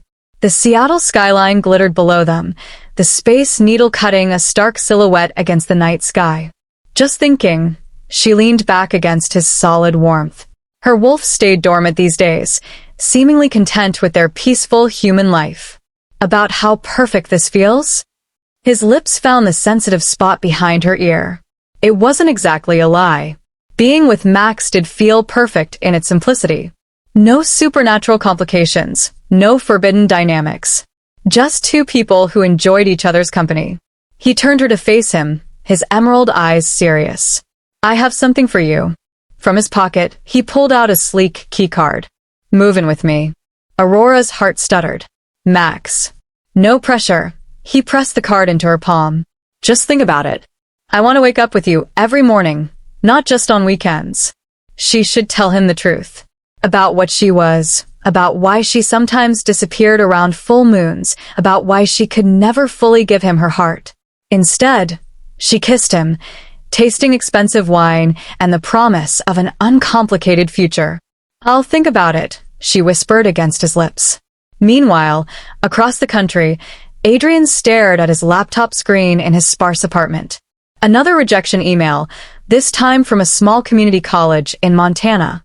His academic career was finished. No institution would touch him after the scandal. He'd been surviving on freelance cybersecurity consulting, but it wasn't the same as teaching. The isolation was crushing. Aspen grew more restless each day, constantly searching for their mate even though Adrian tried to suppress the connection. His phone rang Uncle Robert, whom he'd been avoiding for weeks. "You can't keep running from this." Robert's voice was tired but determined. "What's the point?" Adrian's voice was hollow. "She's moved on. Found someone new. I've seen her social media posts." The photos of Aurora with the handsome human businessman had been like knives to his chest. She looked happy, successful, and radiant. Everything she deserved to be. "The curse is getting stronger," Robert pressed. "Your inability to shift isn't just embarrassing anymore, it's becoming dangerous. Aspen is fighting harder to surface, which means I'm becoming unstable." Adrian finished the thought grimly. He'd felt it, the way his control slipped during full moons, the violent dreams, the rage that had no outlet. "There's something else you need to know," Robert said quietly. About Aurora's family. About why your mate bond is so strong. Adrian closed his eyes. He wasn't sure he could handle more revelations. The witch who cursed you, Aurora Vale, she didn't just want revenge on your grandfather. She bound the curse to her bloodline. Aurora isn't just your mate by chance, Adrian. She was specifically designed to be your salvation. What do you mean? The curse can only be broken by her blood, her line. Elena created a failsafe. If the cursed heir ever found her descendant, true love could break what hatred had wrought. The cosmic irony was staggering. Aurora's great-grandmother had cursed him, and Aurora herself was the key to his freedom. She doesn't know, does she? Adrian asked. About her heritage? Her family's gift with magic? No. The bloodline has been dormant for generations. But being around you would awaken it eventually. Adrian thought about their time together, how Aurora's presence had made Aspen stronger, more present. How her touch had been like lightning through his system. It doesn't matter, he said finally. She's happy without me. I won't destroy that. And if the curse kills you? Robert's voice was sharp. What then? Aspen is already fighting for control. How long before you shift involuntarily? How long before you hurt someone? Adrian didn't have an answer. The episodes were getting worse. Waking up with claw marks on his walls, finding furniture destroyed, tasting blood in his mouth with no memory of how it got there. She deserves better than this supernatural nightmare, Adrian said quietly. Maybe, but she also deserves the truth. After Robert hung up, Adrian sat staring at his phone for a long time. Aurora's Instagram showed her latest post, dinner with Max at some exclusive restaurant, her smile radiant and genuine. She was building a life. A good life. Who was he to tear that down with ancient curses and family obligations? Back in Seattle, Aurora was having lunch with her new friend Sarah, a human coworker who'd become her closest confidant. He wants me to move in with him, Aurora said, stirring her salad absently. And that's a problem because... Sarah raised an eyebrow. Max is gorgeous, successful, treats you like a queen, and you've been practically living there anyway. It's not that simple. Why not? Unless there's someone else you're thinking about. Aurora's fork paused halfway to her mouth. She hadn't told Sarah about Adrian, hadn't told anyone in Seattle about her past. There was someone, she admitted quietly. Back east. It ended badly. How badly? Scandal. Lost my scholarship, my future. He lost his job. The familiar pain twisted in her chest. We haven't spoken since. Sarah leaned forward, concerned. Do you still love him? The question hung in the air between them. Aurora opened her mouth to deny it, to say she'd moved on. That Max was what she wanted now. Instead, she found herself nodding. Oh, honey. Sarah reached across to squeeze her hand. No wonder you're hesitating with Max. You can't give your whole heart to someone when pieces of it belong to someone else. That evening, Aurora stood on Max's balcony again, this time alone while he took a business call. The key card felt heavy in her pocket. Moving in with him would be the final step in leaving her old life behind. No more looking backward, no more wondering what if. Her phone buzzed with a news alert. Academic scandal continues. Former professor Adrian Thorne linked to multiple university rejections. Her heart stopped. The article was brief but devastating. Adrian's continued struggle to find employment, his reputation in ruins, his career over. There was even a recent photo that made her chest ache. He looked haggard, worn down, nothing like the confident professor she remembered. The curse of caring for someone never really ended, she realized. Even when you were trying to build a new life, pieces of your heart remained stubbornly attached to people who were probably better off without you. Everything okay? Max appeared behind her, sliding his arms around her waist. She leaned into him, solid and dependable, and here, just work stress. You know what you need? He nuzzled her neck. A vacation. I have a place in the San Juan Islands. We could spend the weekend, just us. You could give me your answer about moving in. The offer was tempting. A romantic weekend away from everything, a chance to focus on this uncomplicated relationship with this wonderful man who deserved better than her divided attention. Okay, she said, making the decision. Let's go. Maybe a change of scenery would help her forget the ghost of pine and leather that still haunted her dreams. 3,000 miles away, Adrian was packing his meager belongings into boxes.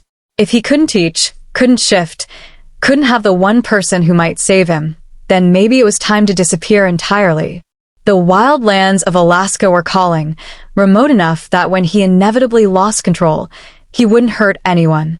Aspen howled in protest, knowing that distance from their mate would only make the curse stronger. But some sacrifices, Adrian was learning, were necessary for love, even if they destroyed you in the process. Chapter 12. Island Revelations. The ferry ride to the San Juan Islands should have been romantic. Max's arm around her shoulders, the Pacific Northwest scenery painting perfect views on all sides, the promise of a weekend away from everything. But Aurora couldn't shake the restless feeling that had been building since they'd left Seattle. Serafina was agitated, pacing inside her like a caged animal. Her wolf had been growing more restless over the past few weeks, especially around the full moon cycles. Aurora had chalked it up to stress from her new job, but deep down she knew it was something else. Something was coming. Something that would change everything. You're tense, Max observed, his fingers massaging her shoulder. This is supposed to be relaxing, remember? Sorry, she forced a smile. Just thinking about the Morrison account. The lie came easily, but Max's green eyes showed he didn't quite believe it. Still, he was too much of a gentleman to press. His place on the island turned out to be a sprawling waterfront estate with private beaches and floor-to-ceiling windows overlooking the Sound. Aurora had grown accustomed to Max's wealth, but sometimes it still took her breath away. It's beautiful, she said, meaning it. Wait until you see the sunset from the master bedroom, he said, pulling her close. But first, there's something I want to show you. He led her to the main living area, where champagne was already chilling and a fire crackled in the stone fireplace. On the coffee table sat a small velvet box. Aurora's heart stopped. Max. It's not what you think, he said quickly, though his nervous smile suggested it might be exactly what she thought. Just open it. Inside was a delicate silver bracelet set with emeralds that matched his eyes. Beautiful, expensive, thoughtful. It's gorgeous, she whispered, letting him fasten it around her wrist. Thank you. There's an inscription, he said softly. She turned the bracelet until she found the tiny engraving, To New Beginnings, M. The gesture was sweet, romantic, everything she should want. So, why did her chest feel tight with something that wasn't quite panic but wasn't happiness either? They spent the afternoon exploring the island, walking the private beaches, sharing wine and conversation. Max was charming and attentive, and Aurora found herself relaxing despite her earlier unease. As evening approached, they prepared dinner together in the gourmet kitchen, salmon he'd caught himself and vegetables from the island's organic gardens. The domesticity of it was soothing, normal in a way her life hadn't been in months. I love watching you cook, Max said, coming up behind her as she seasoned the fish. You get this little crease right here when you concentrate. He kissed the spot between her eyebrows. Flatterer, she laughed, but she leaned into his touch. Dinner was perfect. The food, the wine, the conversation, all of it exactly what a romantic getaway should be. As they sat by the fire afterward, Max's arm around her and soft jazz playing in the background, Aurora almost felt like she could say yes to moving in with him. Almost felt like this uncomplicated human love could be enough. Then her phone rang. She glanced at it, intending to ignore whatever work emergency had followed them to the island, but the caller ID made her blood run cold. Gabriel. Her former pack alpha. The one who'd saved her from the rogues. He never called unless it was urgent. I should take this, she said apologetically to Max. Pack business. Family business. She stepped onto the deck, the cool night air raising goosebumps on her arms. Gabriel? What's wrong? Aurora. His voice was tight with concern. We have a problem. A big one. Her free hand gripped the deck railing. What kind of problem? Riker's pack merger with the Sinclairs fell through. Violently. There was a challenge to the Alpha King's authority, and now there's open warfare between 3 different packs. But that's not why I'm calling. Then why? Because one of our scouts picked up Adrian Thorne's scent heading north through Washington State. He's tracking you, Aurora. And from what our people saw, he's not in control of his wolf. The bracelet on her wrist suddenly felt like it weighed 1,000 pounds. That's impossible. He can't shift. Something's changed. Our scout said he was partially shifted, massive, and moving with purpose. Whatever's happening to him, it's dangerous. You need to get somewhere safe. Through the glass doors, she could see Max refilling their wine glasses, completely oblivious to the supernatural storm approaching their perfect weekend. How long do I have? She asked quietly. Hours, maybe less. His scent trail is fresh and heading straight for the ferry terminals. Aurora's mind raced. She could grab Max and leave immediately, making up some excuse about a family emergency, get back to the mainland, and figure out what to do from there. But even as she thought it, Serafina was stirring, not with fear but with anticipation. Her wolf wanted Adrian to find them, had been calling to him across the miles without Aurora even realizing it. There's something else, Gabriel continued. Our witch consultant looked into some things after your situation at the university. Aurora, your family line carries more than just werewolf blood. What do you mean? Your great-grandmother Elena Vale. She was a powerful sorceress, one of the last of the old bloodlines. The magic in your family has been dormant, but being around your true mate would awaken it. My true mate. But even as she asked, she knew, had always known, deep down. Adrian Thorne isn't just some professor you had an affair with. He's your destined mate, and from what we've learned about his family history, you might be the only one who can save him from whatever's driving him north. The sound of the ferry horn echoed across the water, the last ferry of the night arriving at the island. Aurora's heart pounded as she realized Adrian was probably on it. I have to go, she said. Aurora, be careful. If he's lost control of his wolf. She hung up and turned to find Max standing in the doorway, concern written across his handsome features. Everything okay? You look pale. She started to lie, to make an excuse, but the words died in her throat. Max deserved better than that. No. It's not okay. There's something I need to tell you about who I really am. Before she could continue, a howl echoed across the island. Long, mournful, and unmistakably wild. The sound raised every hair on Aurora's arms and sent Serafina into a frenzy of recognition and need. Max's eyes widened. What the hell was that? That, Aurora said softly, her heart breaking for what she was about to destroy, was my past coming to find me.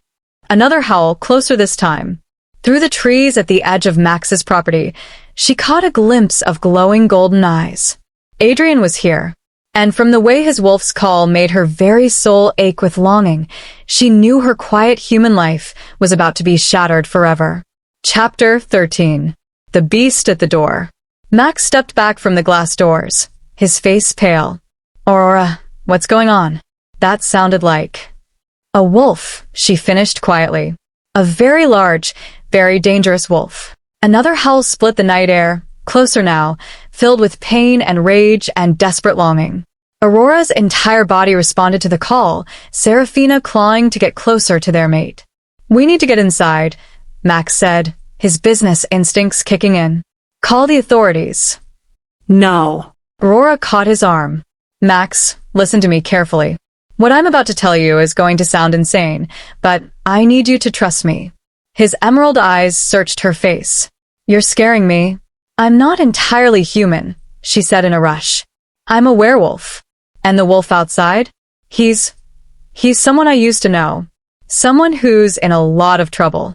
Max stared at her for a long moment. Then he laughed, short, sharp, disbelieving. Werewolf. Right. Aurora, if you don't want to be here, just say so. You don't need to make up. The French doors exploded inward. Glass shattered across the hardwood floor as a massive form burst through the opening. Not quite wolf, not quite human, something caught horrifically between the two. Adrian's face was recognizable but twisted, canines extended, eyes blazing gold. His hands had become claws, his body stretched and distorted by a partial shift gone wrong. Max stumbled backward, his face white with terror. What the fuck? Adrian, Aurora breathed, stepping between him and Max instinctively. The sound of his name seemed to penetrate whatever madness had taken hold of him. His golden eyes focused on her face, and for a moment, the rage faded into something like recognition. Aurora. His voice was barely human, gravelly and distorted. Found you. You're hurt, she said softly, taking a careful step closer. She could see the strain the partial shift was putting on his body, muscles bulging unnaturally, skin stretched tight, bones not quite sitting right. You can't maintain this form. It's tearing you apart. Can't shift back, he gasped, falling to his knees. Curse, getting stronger. Aspen won't stay down. Max had backed against the wall, pulling out his phone with shaking hands. I'm calling 911. Put the phone down. Aurora's voice carried a new authority that surprised even her. Power thrummed through her words, and Max's hand froze halfway to his ear. You won't remember this. Any of this. She turned back to Adrian, whose breathing was becoming more labored. How long have you been like this? Days, he managed. Started when I smelled you in the wind. Aspen went crazy. I had to find you. Had to. He convulsed, his body trying to complete the shift it had started. You're going to die if you don't shift properly, Aurora realized. Your body can't handle being caught between forms. Can't, he repeated, pain evident in every word. Curse won't let me. Only way to break it is to claim your true mate, Aurora finished, the knowledge flowing through her from some ancient source. I know. Max was still frozen against the wall, his phone in his hand, but his eyes glazed and unfocused. Whatever power Aurora had just wielded was keeping him in a sort of trance. Aurora, you have to stay away from me, Adrian forced out. I can't control Aspen. He wants to mark you, claim you. If I hurt you, you won't hurt me. She knelt in front of him, ignoring the dangerous claws and fangs. But you might die if we don't do something about this curse. Your great-grandmother, he gasped between waves of pain, Elena Vale. She bound the curse to her bloodline. You're the key, Aurora. You're the only one who can break it. I don't know how. Yes, you do. His eyes met hers, and in them she saw not just the man she'd fallen in love with, but something ancient and powerful and desperate. Deep down, you know. The magic in your blood recognizes what needs to be done. And suddenly she did know. The knowledge flowed through her like water through a broken dam, generations of magical wisdom that had been dormant in her bloodline, waiting for this moment. The mate bond, she whispered. It has to be completed properly. Not just the physical claiming, but the magical one. Soul to soul. But that means... It means I choose you, Aurora said firmly. Not because of some curse or magical obligation. Because I love you. Because I never stopped loving you, even when I was trying to build a life without you. Adrian's breathing steadied slightly, hope flickering in his golden eyes. Aurora. Max, she called to the frozen human. You're going to leave now. Drive back to the ferry terminal and take the last boat to the mainland. You'll remember this weekend as perfect. We decided to stay friends, parted on good terms. You'll find someone who can love you completely, the way you deserve. Max blinked slowly, then nodded. Perfect weekend, he repeated in a monotone voice. Good friends. I should go. He walked out through the shattered door like a sleepwalker, stepping over the glass without seeming to notice it. Aurora waited until she heard his car start before turning back to Adrian. Now it's just us. I could kill you, he warned, though his voice was already stronger, more human. If the claiming goes wrong, if I can't control Aspen, then we'll face that together.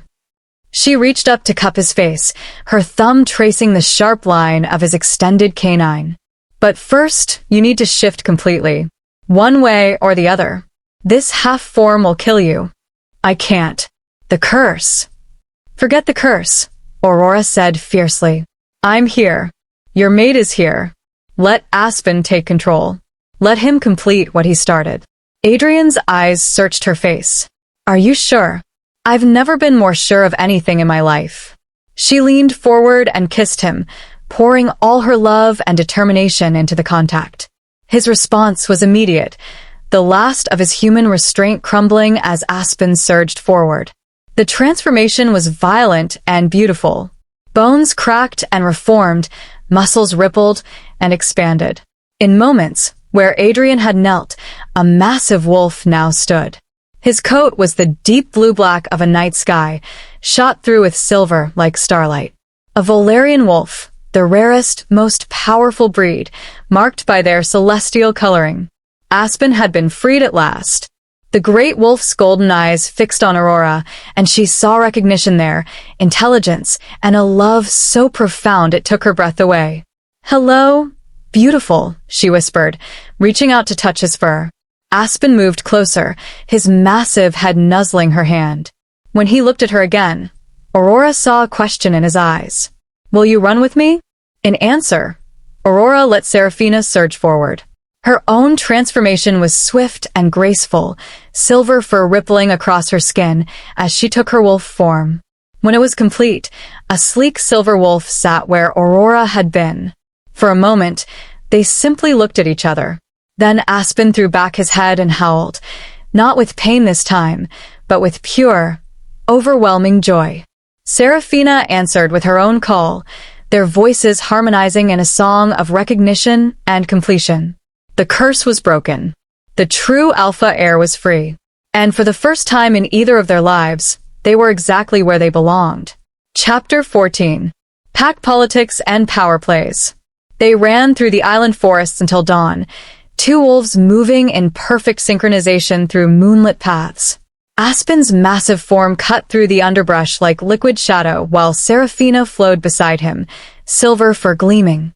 For the first time in both their lives, they felt complete. When they finally returned to the damaged estate as the sun crested the horizon, both shifted back to human form naturally. No struggle, no pain. Adrian's curse was truly broken. "How do you feel?" Aurora asked, running her fingers along his chest where she'd once seen him writhe in agony during partial shifts. "Whole," he said simply, pulling her closer. "Like I can finally breathe after drowning for years." They spent the morning in each other's arms, reconnecting in ways both physical and spiritual. The mate bond hummed between them, stronger now that it had been properly acknowledged. When Aurora traced the fresh mating mark on Adrian's neck, one that hadn't been there before, he captured her hand. "We need to talk about what this means," he said seriously. "The curse being broken changes things. Political things." Aurora propped herself up on her elbow. "What kind of political things?" "I'm the true heir to the Alpha King throne. Marcus Sinclair, Valentina's father, my biological father. He ruled unopposed because everyone believed the heir was cursed and powerless. But you're not powerless anymore." No. "And there are packs who've been waiting for this day." His expression darkened. "There are also packs who'll want to eliminate the threat I represent." As if summoned by his words, Aurora's phone rang. Gabriel's name flashed on the screen. "Something's happened," Gabriel said without preamble when she answered. "The supernatural community is in chaos. Every pack with significant power felt the moment your mate's curse broke. The magical shockwave was..." He paused. "Aurora, do you understand what you've unleashed?" "A free wolf," she said uncertainly. "The most powerful alpha bloodline in North America, combined with awakened sorceress magic. The power signature you two created last night lit up every supernatural radar from here to the East Coast." Adrian took the phone. "Gabriel, it's Adrian Thorne. What's the immediate threat?" "3 different packs are mobilizing. Marcus Sinclair's loyalists want to eliminate you before you can challenge his authority. The Northern Coalition sees an opportunity to install a puppet ruler.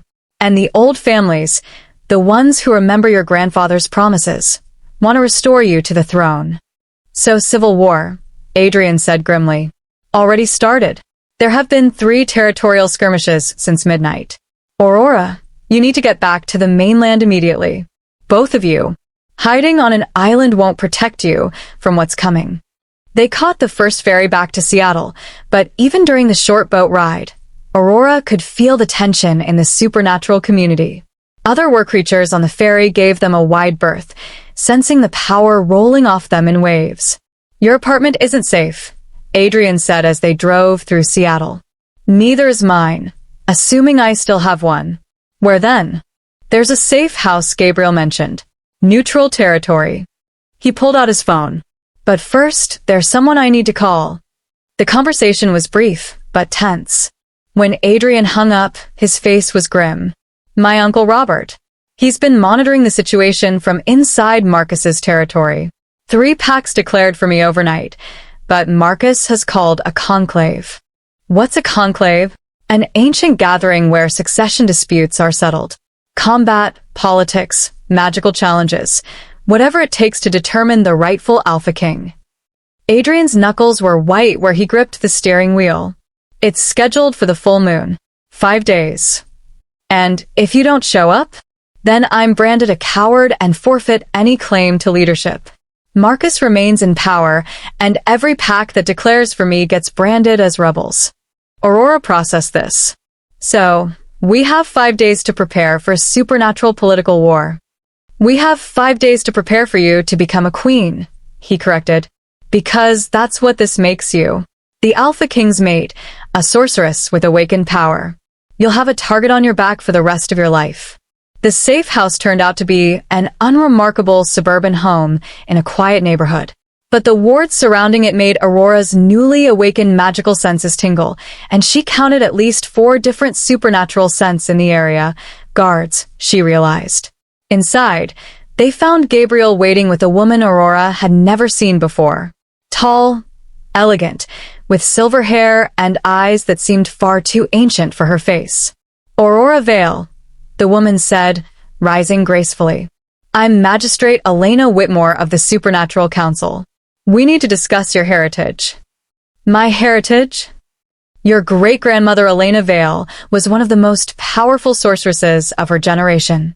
The magical potential in your bloodline has been dormant for decades, but proximity to your true mate, especially during the curse breaking, has awakened abilities you don't yet understand." Elena gestured to the coffee table, where several old books lay open. "The council has been monitoring supernatural power fluctuations. What you did last night didn't just break Adrian's curse, it announced to every magical being on the continent that the Vale sorceress line is active again."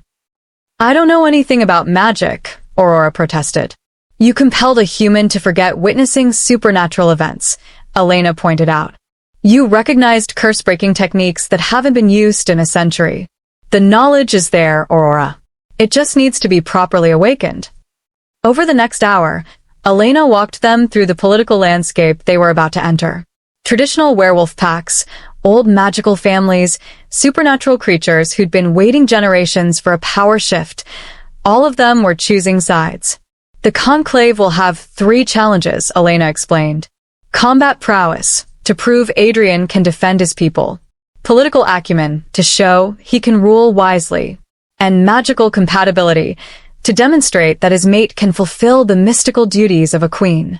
Magical compatibility. "You'll face the other potential queen candidates in trials designed to test your power, your wisdom, and your worthiness to rule." Elena's expression was serious. "Valentina Sinclair has been preparing for this her entire life. She has advantages you don't: formal magical training, political connections, familiarity with court intrigue." Aurora felt a chill. "So, I'm expected to compete against someone who's been groomed for this role since childhood, using magic I've had for less than 24 hours? "Essentially, yes."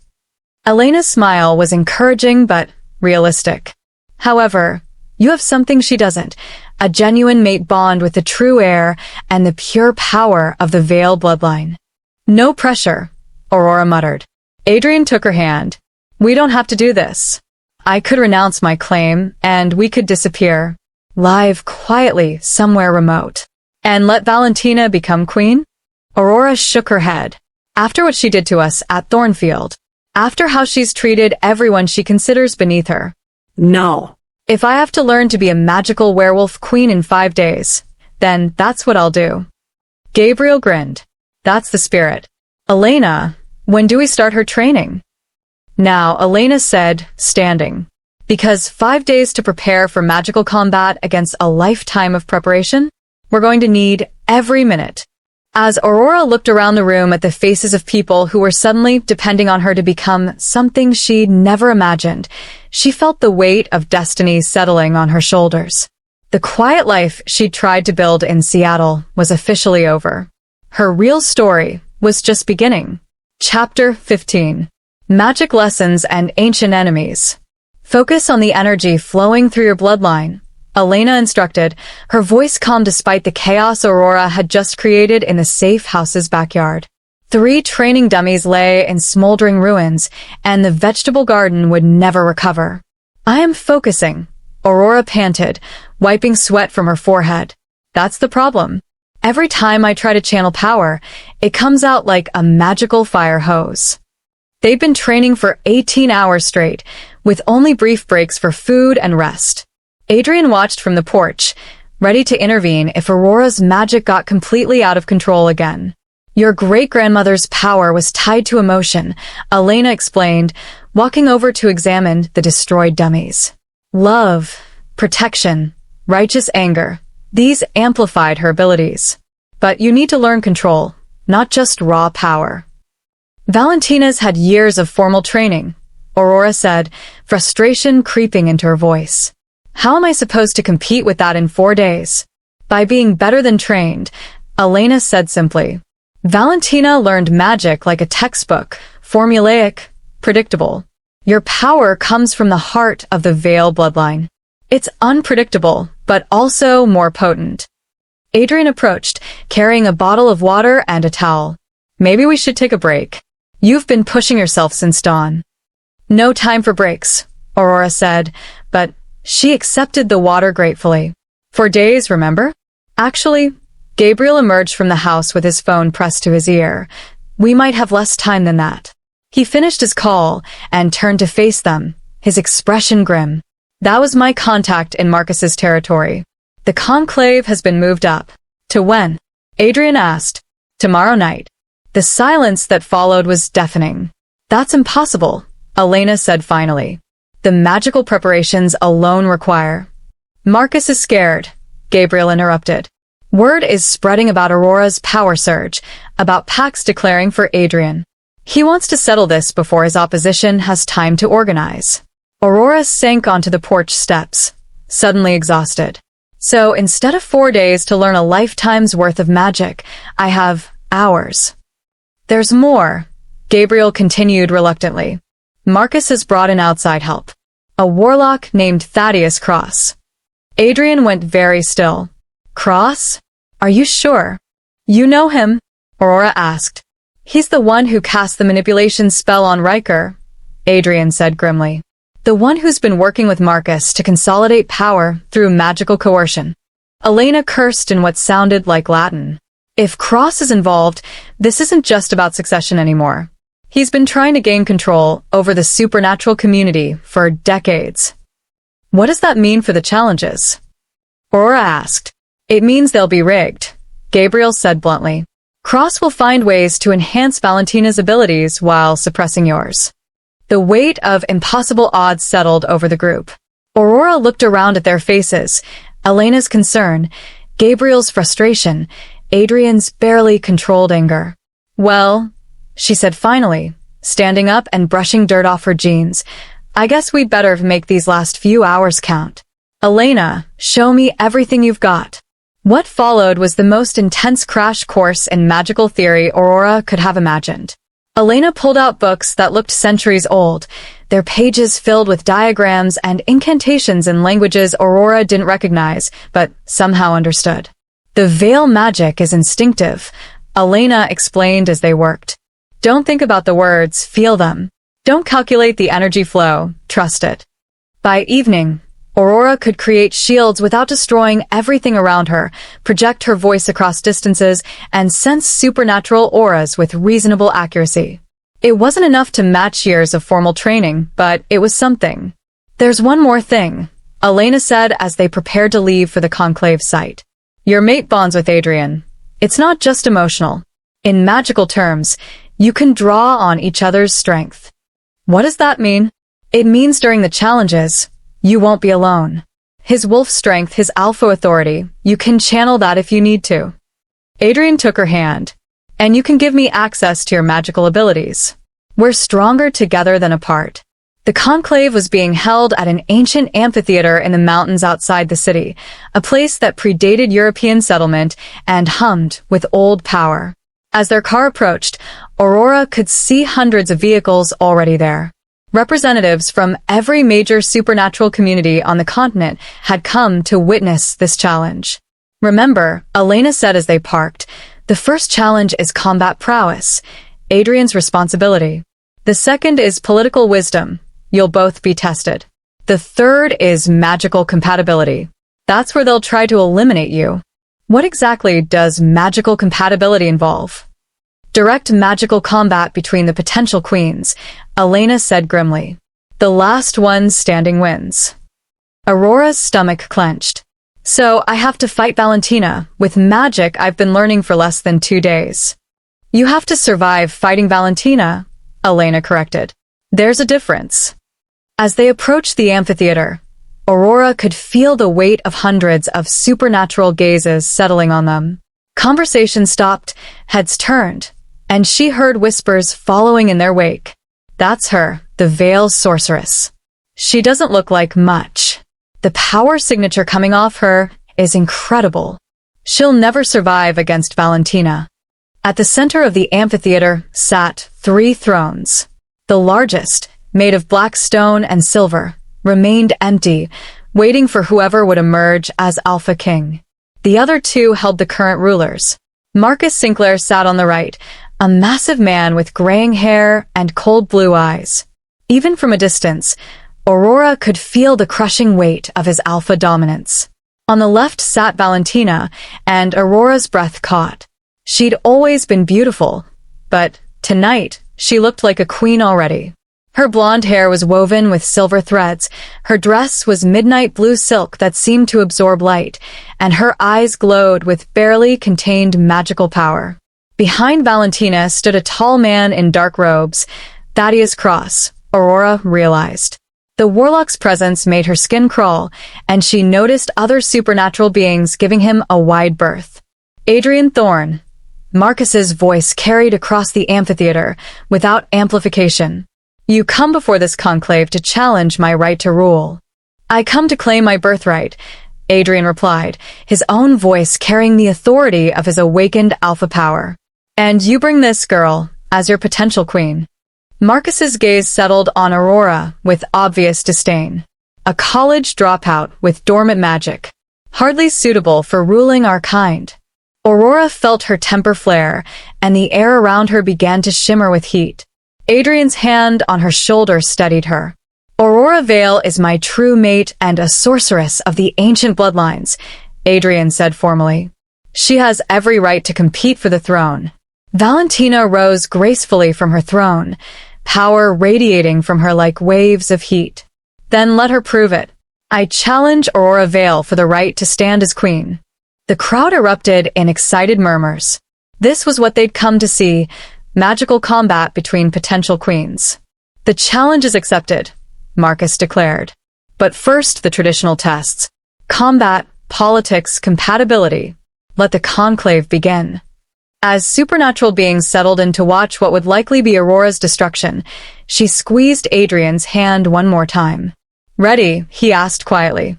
Aurora looked out at the sea of faces, at Valentina's confident smile, at the ancient amphitheater that had witnessed countless battles for supernatural supremacy. No, she admitted, but let's do it anyway. Chapter 16. Trial by Combat. The ancient amphitheater fell silent as Marcus rose from his throne. His voice carried the weight of centuries of tradition as he spoke the ritual words. Let the first trial begin. Combat prowess, the ability to defend one's people through strength and strategy. 2 circles of silver light appeared in the center of the arena, each about 20 feet across. Adrian stepped into one while a massive figure emerged from the crowd to occupy the other. Aurora's heart sank. Adrian's opponent was easily 7 feet tall, built like a fortress, with scars covering his arms and face. This wasn't just any challenger. This was Brutus Cain, legendary pit fighter and Marcus's personal enforcer. "The rules are simple," Marcus announced. "Shift permitted. No weapons. Combat ends with submission, unconsciousness, or death." Death. Aurora whispered to Elena. "It's traditional," Elena replied grimly, "though rarely enforced in modern times." Adrian began stripping off his shirt, revealing the lean muscle Aurora knew well. Beside Brutus's hulking frame, he looked almost delicate. The crowd murmured. Many clearly thought this would be a massacre. "Begin." Marcus's command echoed across the stone. Both men shifted simultaneously. Adrian's transformation was fluid, graceful, the magnificent blue-black wolf with silver markings that Aurora remembered from their night run. But Brutus became something monstrous, a wolf nearly the size of a small horse, brown fur matted with battle scars, yellow eyes gleaming with bloodlust. Brutus charged immediately, clearly intending to end the fight through brute force. But Adrian didn't meet the charge head-on. Instead, he darted aside at the last second, his claws raking across Brutus's flank as the larger wolf's momentum carried him past. "He's faster," Gabriel observed quietly. Smart to avoid a power contest. For the next several minutes, Adrian used speed and intelligence against Brutus's raw strength. He landed dozens of small cuts while avoiding the crushing blows that would have ended the fight immediately. The crowd began to appreciate the strategy, cheering when Adrian executed a particularly elegant maneuver. But Aurora could see the toll it was taking. Adrian was bleeding from several wounds, while Brutus seemed barely winded. In a battle of attrition, the bigger wolf would win. That's when Aurora felt something strange, a tugging sensation in her chest, like an invisible cord connecting her to Adrian. Through their mate bond, she could sense his exhaustion, his pain, his determination. Without thinking, she reached out through that connection and offered her strength. The effect was immediate. Adrian's movements became more fluid, his attacks more precise. When Brutus lunged again, Adrian didn't dodge. He met the charge with supernatural speed and power, his jaws closing around Brutus's throat. The arena went silent. Brutus struggled for a moment, then went limp in submission. Adrian released him and padded back to human form, breathing heavily but victorious. The crowd erupted in surprised cheers. Few had expected the cursed heir to defeat Marcus's champion so decisively. "Victory to Adrian Thorne," Marcus announced, though his voice carried no pleasure. "The first trial is complete." Adrian caught Aurora's eye and nodded slightly. He'd felt her power flowing into him during the crucial moment.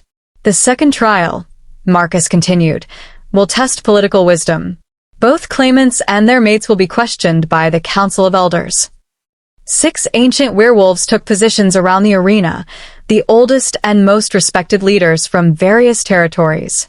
Aurora recognized none of them, but their combined authority was overwhelming. Adrian Thorne, the eldest, spoke, her voice carrying despite her frail appearance. "Your father ruled through fear and political marriages. How would your leadership differ?" "By earning loyalty rather than demanding it," Adrian replied immediately. "By protecting the weak rather than exploiting them. By building bridges between supernatural communities instead of maintaining divisions that serve only the ruling class." Murmurs of approval rippled through the crowd. Several pack representatives nodded thoughtfully. "Valentina Sinclair," the elder continued, "you have been groomed for leadership your entire life. What specific experience qualifies you to rule?" "I have negotiated treaties between 5 major packs," Valentina said confidently. "I've overseen territorial disputes, managed trade agreements, and maintained the delicate balance that keeps our world hidden from humans. I know our laws, our traditions, our people." More murmurs, these acknowledging her impressive resume. "Aurora Vale," the elder's gaze settled on her, "you have no political experience, no knowledge of our customs. Why should ancient packs follow someone so new to our world?" Aurora felt hundreds of eyes on her, waiting for her to stumble. She thought about Elena's training, about everything she'd learned in the past few days. Because sometimes, she said, her voice carrying further than it should have, an outsider sees solutions that insiders miss. I've spent my life in the human world, understanding technology, innovation, adaptation. Our people are living in the past while the world changes around us. She gestured to the amphitheater. We're holding trials by combat in 2024, communicating through pack runners instead of secure digital networks, maintaining territorial boundaries that made sense centuries ago, but create vulnerability now. The crowd was listening intently now. I don't know your laws, Aurora continued, but I know how to build systems that protect people while allowing growth. I know how to solve problems through collaboration rather than domination. And I know that a queen's job isn't to preserve tradition, it's to ensure her people thrive. The silence that followed was different this time, thoughtful rather than dismissive. The elders conferred quietly among themselves before the eldest spoke again. Both candidates show merit in different areas. The political trial is inconclusive. Aurora felt her heart sink. Inconclusive meant they'd move to the final challenge, magical combat, where her inexperience would be most apparent.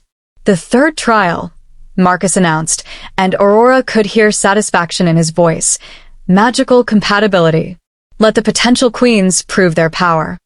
Valentina stepped forward, her midnight blue dress seeming to absorb the moonlight.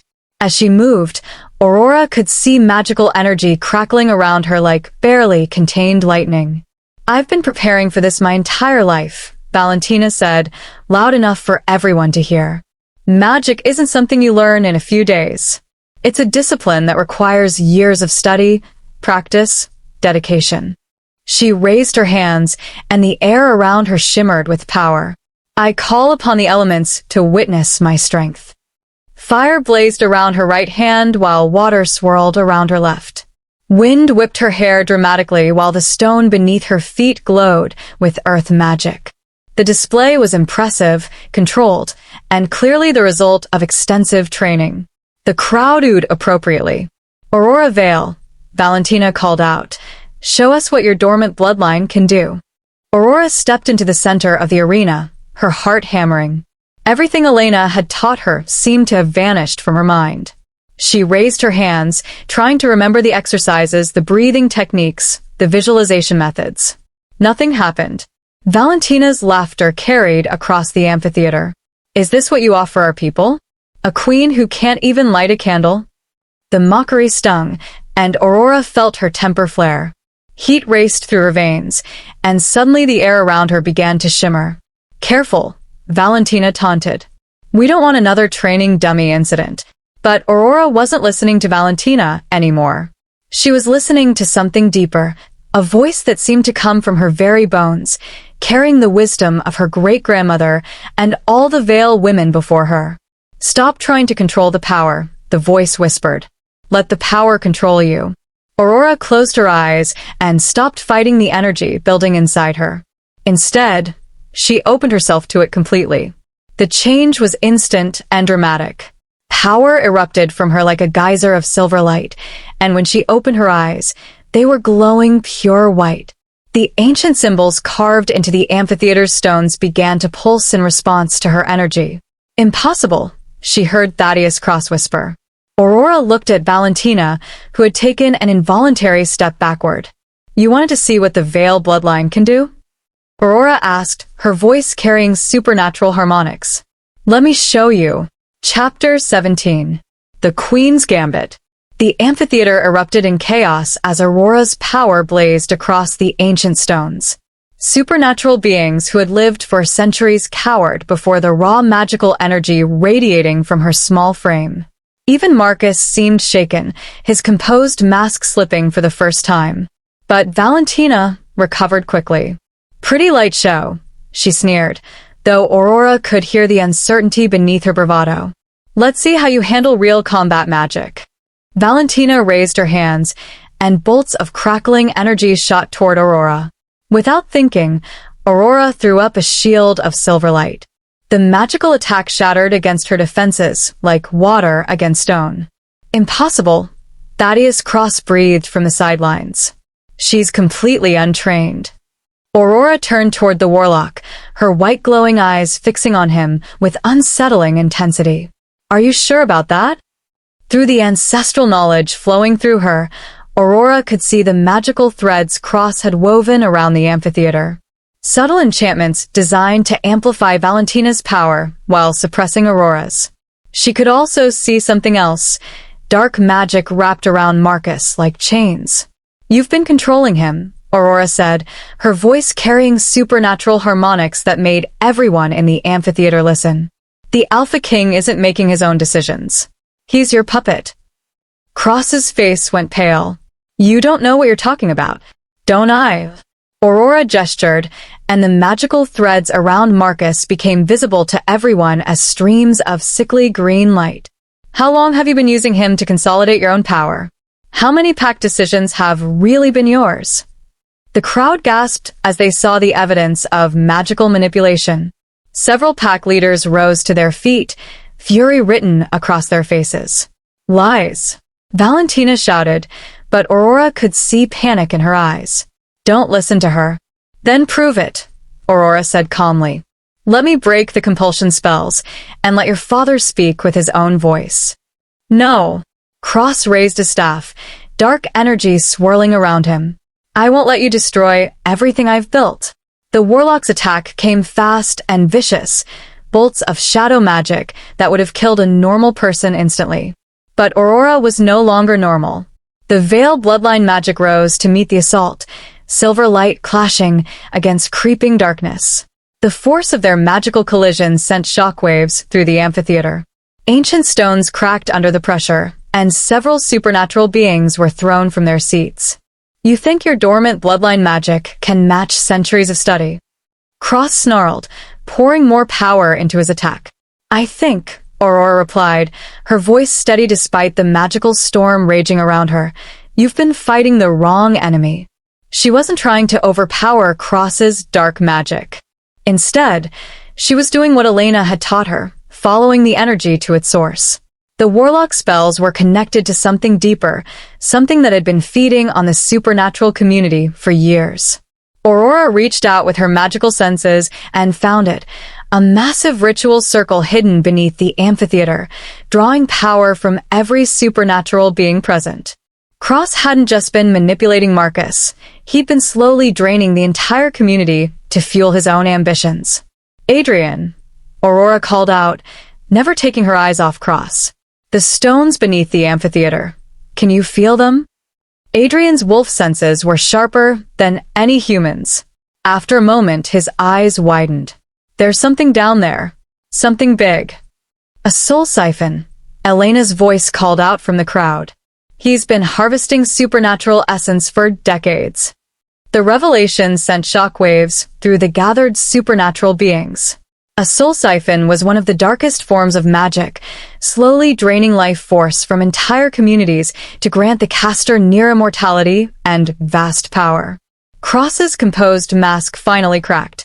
You interfering little witch. I was saving our people from themselves. Weak leadership, outdated traditions, constant infighting. I was creating order. You were creating slavery, Aurora shot back.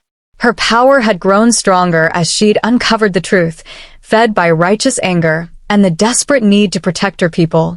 Valentina, who had been watching the magical battle in stunned silence, suddenly stepped forward. Father, she called to Marcus. Is this true? Has he been controlling you? Marcus struggled against the green chains of magic, his face contorting with effort.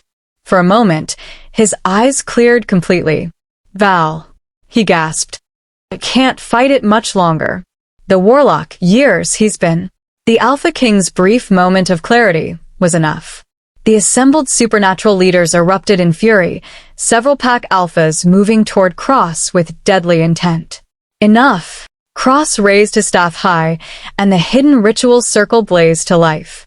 Power flowed up through the amphitheater stones, and every supernatural being present cried out in pain as their life force was suddenly being drained. I'll take what I need to maintain order, Cross declared, his body beginning to glow with stolen power. Starting with the troublesome Vale Witch. The attack that followed was unlike anything Aurora had ever faced. Cross wasn't just using his own magic anymore. He was wielding the combined power of every supernatural being in the amphitheater.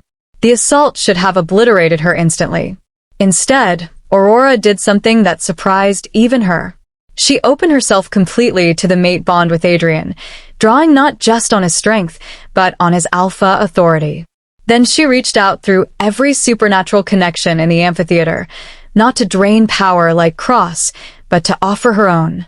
You want to see what the Vale bloodline can do? Aurora's voice echoed with the power of every werewolf, every witch, every supernatural being present. Let me show you what happens when we stand together instead of being divided. Silver light erupted from Aurora with the force of a supernova. But instead of attacking Cross directly, it flowed into every person in the amphitheater, breaking the warlock's siphoning spell and restoring the stolen life force to its rightful owners. Cross screamed as his accumulated power was stripped away, leaving him looking suddenly ancient and frail. Impossible. The ritual circle, my centuries of work.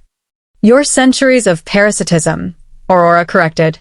The power flowing through her was intoxicating, but she kept it focused on healing rather than destroying. Are over. With his siphoning spell broken, Marcus collapsed to his knees. The green chains of compulsion finally shattered. He looked up at his daughter with clear eyes for the first time in years. Valentina, he said weakly, I'm so sorry. The things I made you do, the person I forced you to become, none of it was really me. Valentina knelt beside her father, tears streaming down her face. I knew something was wrong, but I couldn't prove it. I thought if I could just be perfect enough, strong enough, maybe you'd love you. Marcus pulled his daughter into a fierce hug. I always loved you. Even when I couldn't show it, even when he was controlling my actions, I always loved you. Aurora felt the power beginning to ebb, her temporary connection to the supernatural community fading. She swayed on her feet, suddenly exhausted, and Adrian was there instantly to steady her.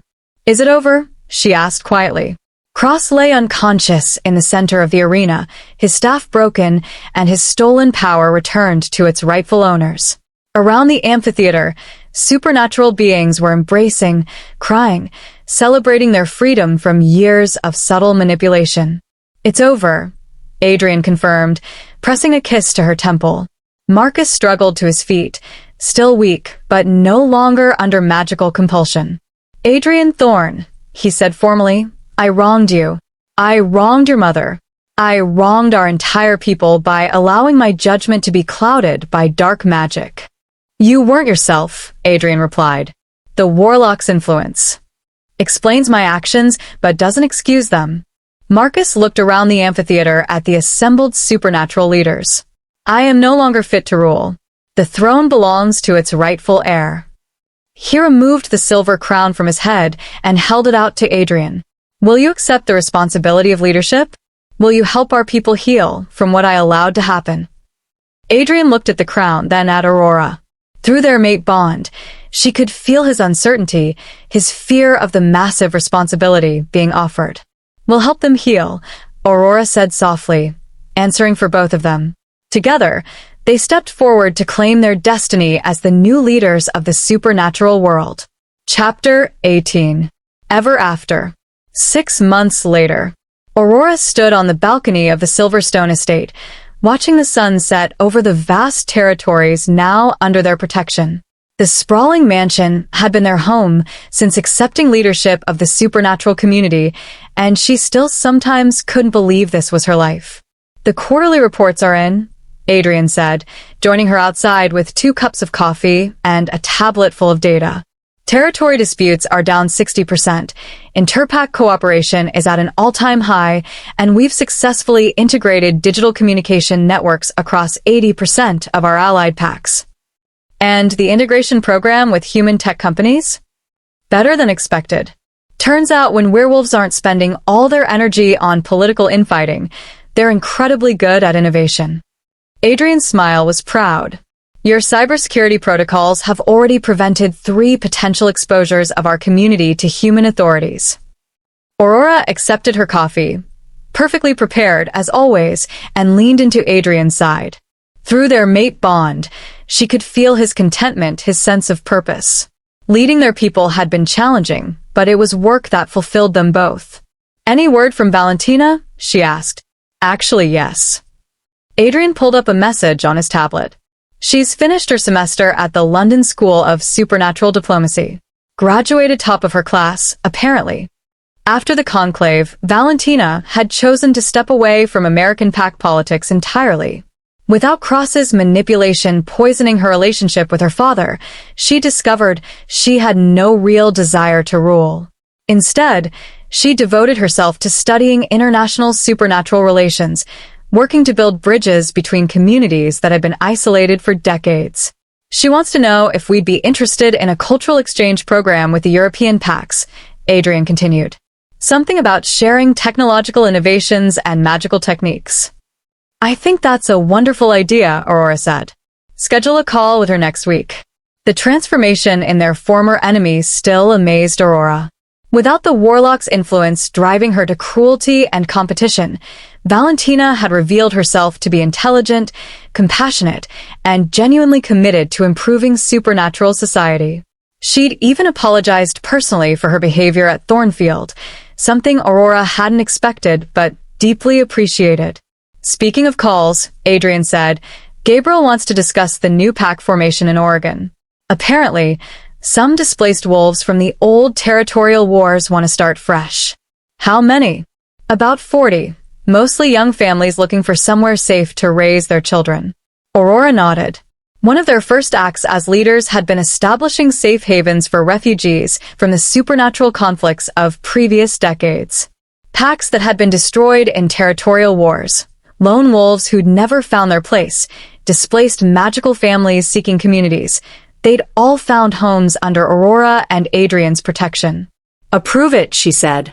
"Connect them with Elena's training program and make sure they have access to our communication networks." Elena Whitmore had become their Minister of Magical Education, developing programs to help supernatural beings adapt to the modern world while preserving their cultural heritage. Her work with young sorcerers had been particularly successful, preventing the kind of magical accidents that could expose their entire community. "There's one more thing," Adrian said, and Aurora could hear something different in his voice. Robert called. "There's been a development with the remaining warlock covens." Aurora tensed. Thaddeus Cross was imprisoned under maximum magical security, but his followers had scattered after the conclave. Some had surrendered and accepted rehabilitation, but others remained dangerous. "What kind of development?" "3 covens have formally requested amnesty in exchange for information about other soul siphon operations." Apparently, Cross wasn't the only one using that particular form of dark magic. The revelation was disturbing but not entirely surprising. Power that corrupted one person rarely stopped there. "What are you thinking?" Aurora asked, recognizing Adrian's contemplative expression. "I'm thinking we need a specialized task force. Something that can investigate magical crimes without alerting potential suspects." He turned to face her fully. "I'm thinking you should lead it." Aurora blinked. "Me?" "You have the magical sensitivity to detect tampering, the investigative skills from your cybersecurity background, and the authority to act decisively when needed. Plus," he smiled, "you're probably the only person in our territory who isn't intimidated by ancient magical conspiracies." The idea was appealing. Aurora had been handling mostly administrative duties since becoming queen, but she missed the intellectual challenge of solving complex problems. "What about my other responsibilities?" "We'll share them like we always have." Besides, Adrian's expression grew serious. "This is bigger than just our territory. If there are other soul siphons out there, other communities are at risk. We have a duty to help them." Aurora considered it. Leading a supernatural investigation unit would be dangerous, challenging work. It would also be exactly the kind of innovative solution their people needed, combining traditional magical knowledge with modern investigative techniques. "All right," she said finally. "But I want Elena as our magical consultant, Gabriel for pack relations, and full access to both human and supernatural intelligence networks." Done. Adrian leaned down to kiss her, and Aurora felt the familiar spark of their mate bond. Even after everything they'd been through, he could still make her heart race with a simple touch. Have I mentioned lately how much I love having a brilliant, powerful queen for a mate? He murmured against her lips. Once or twice, Aurora laughed. Though I prefer brilliant, powerful partner. We're in this together, remember? Always together, he agreed.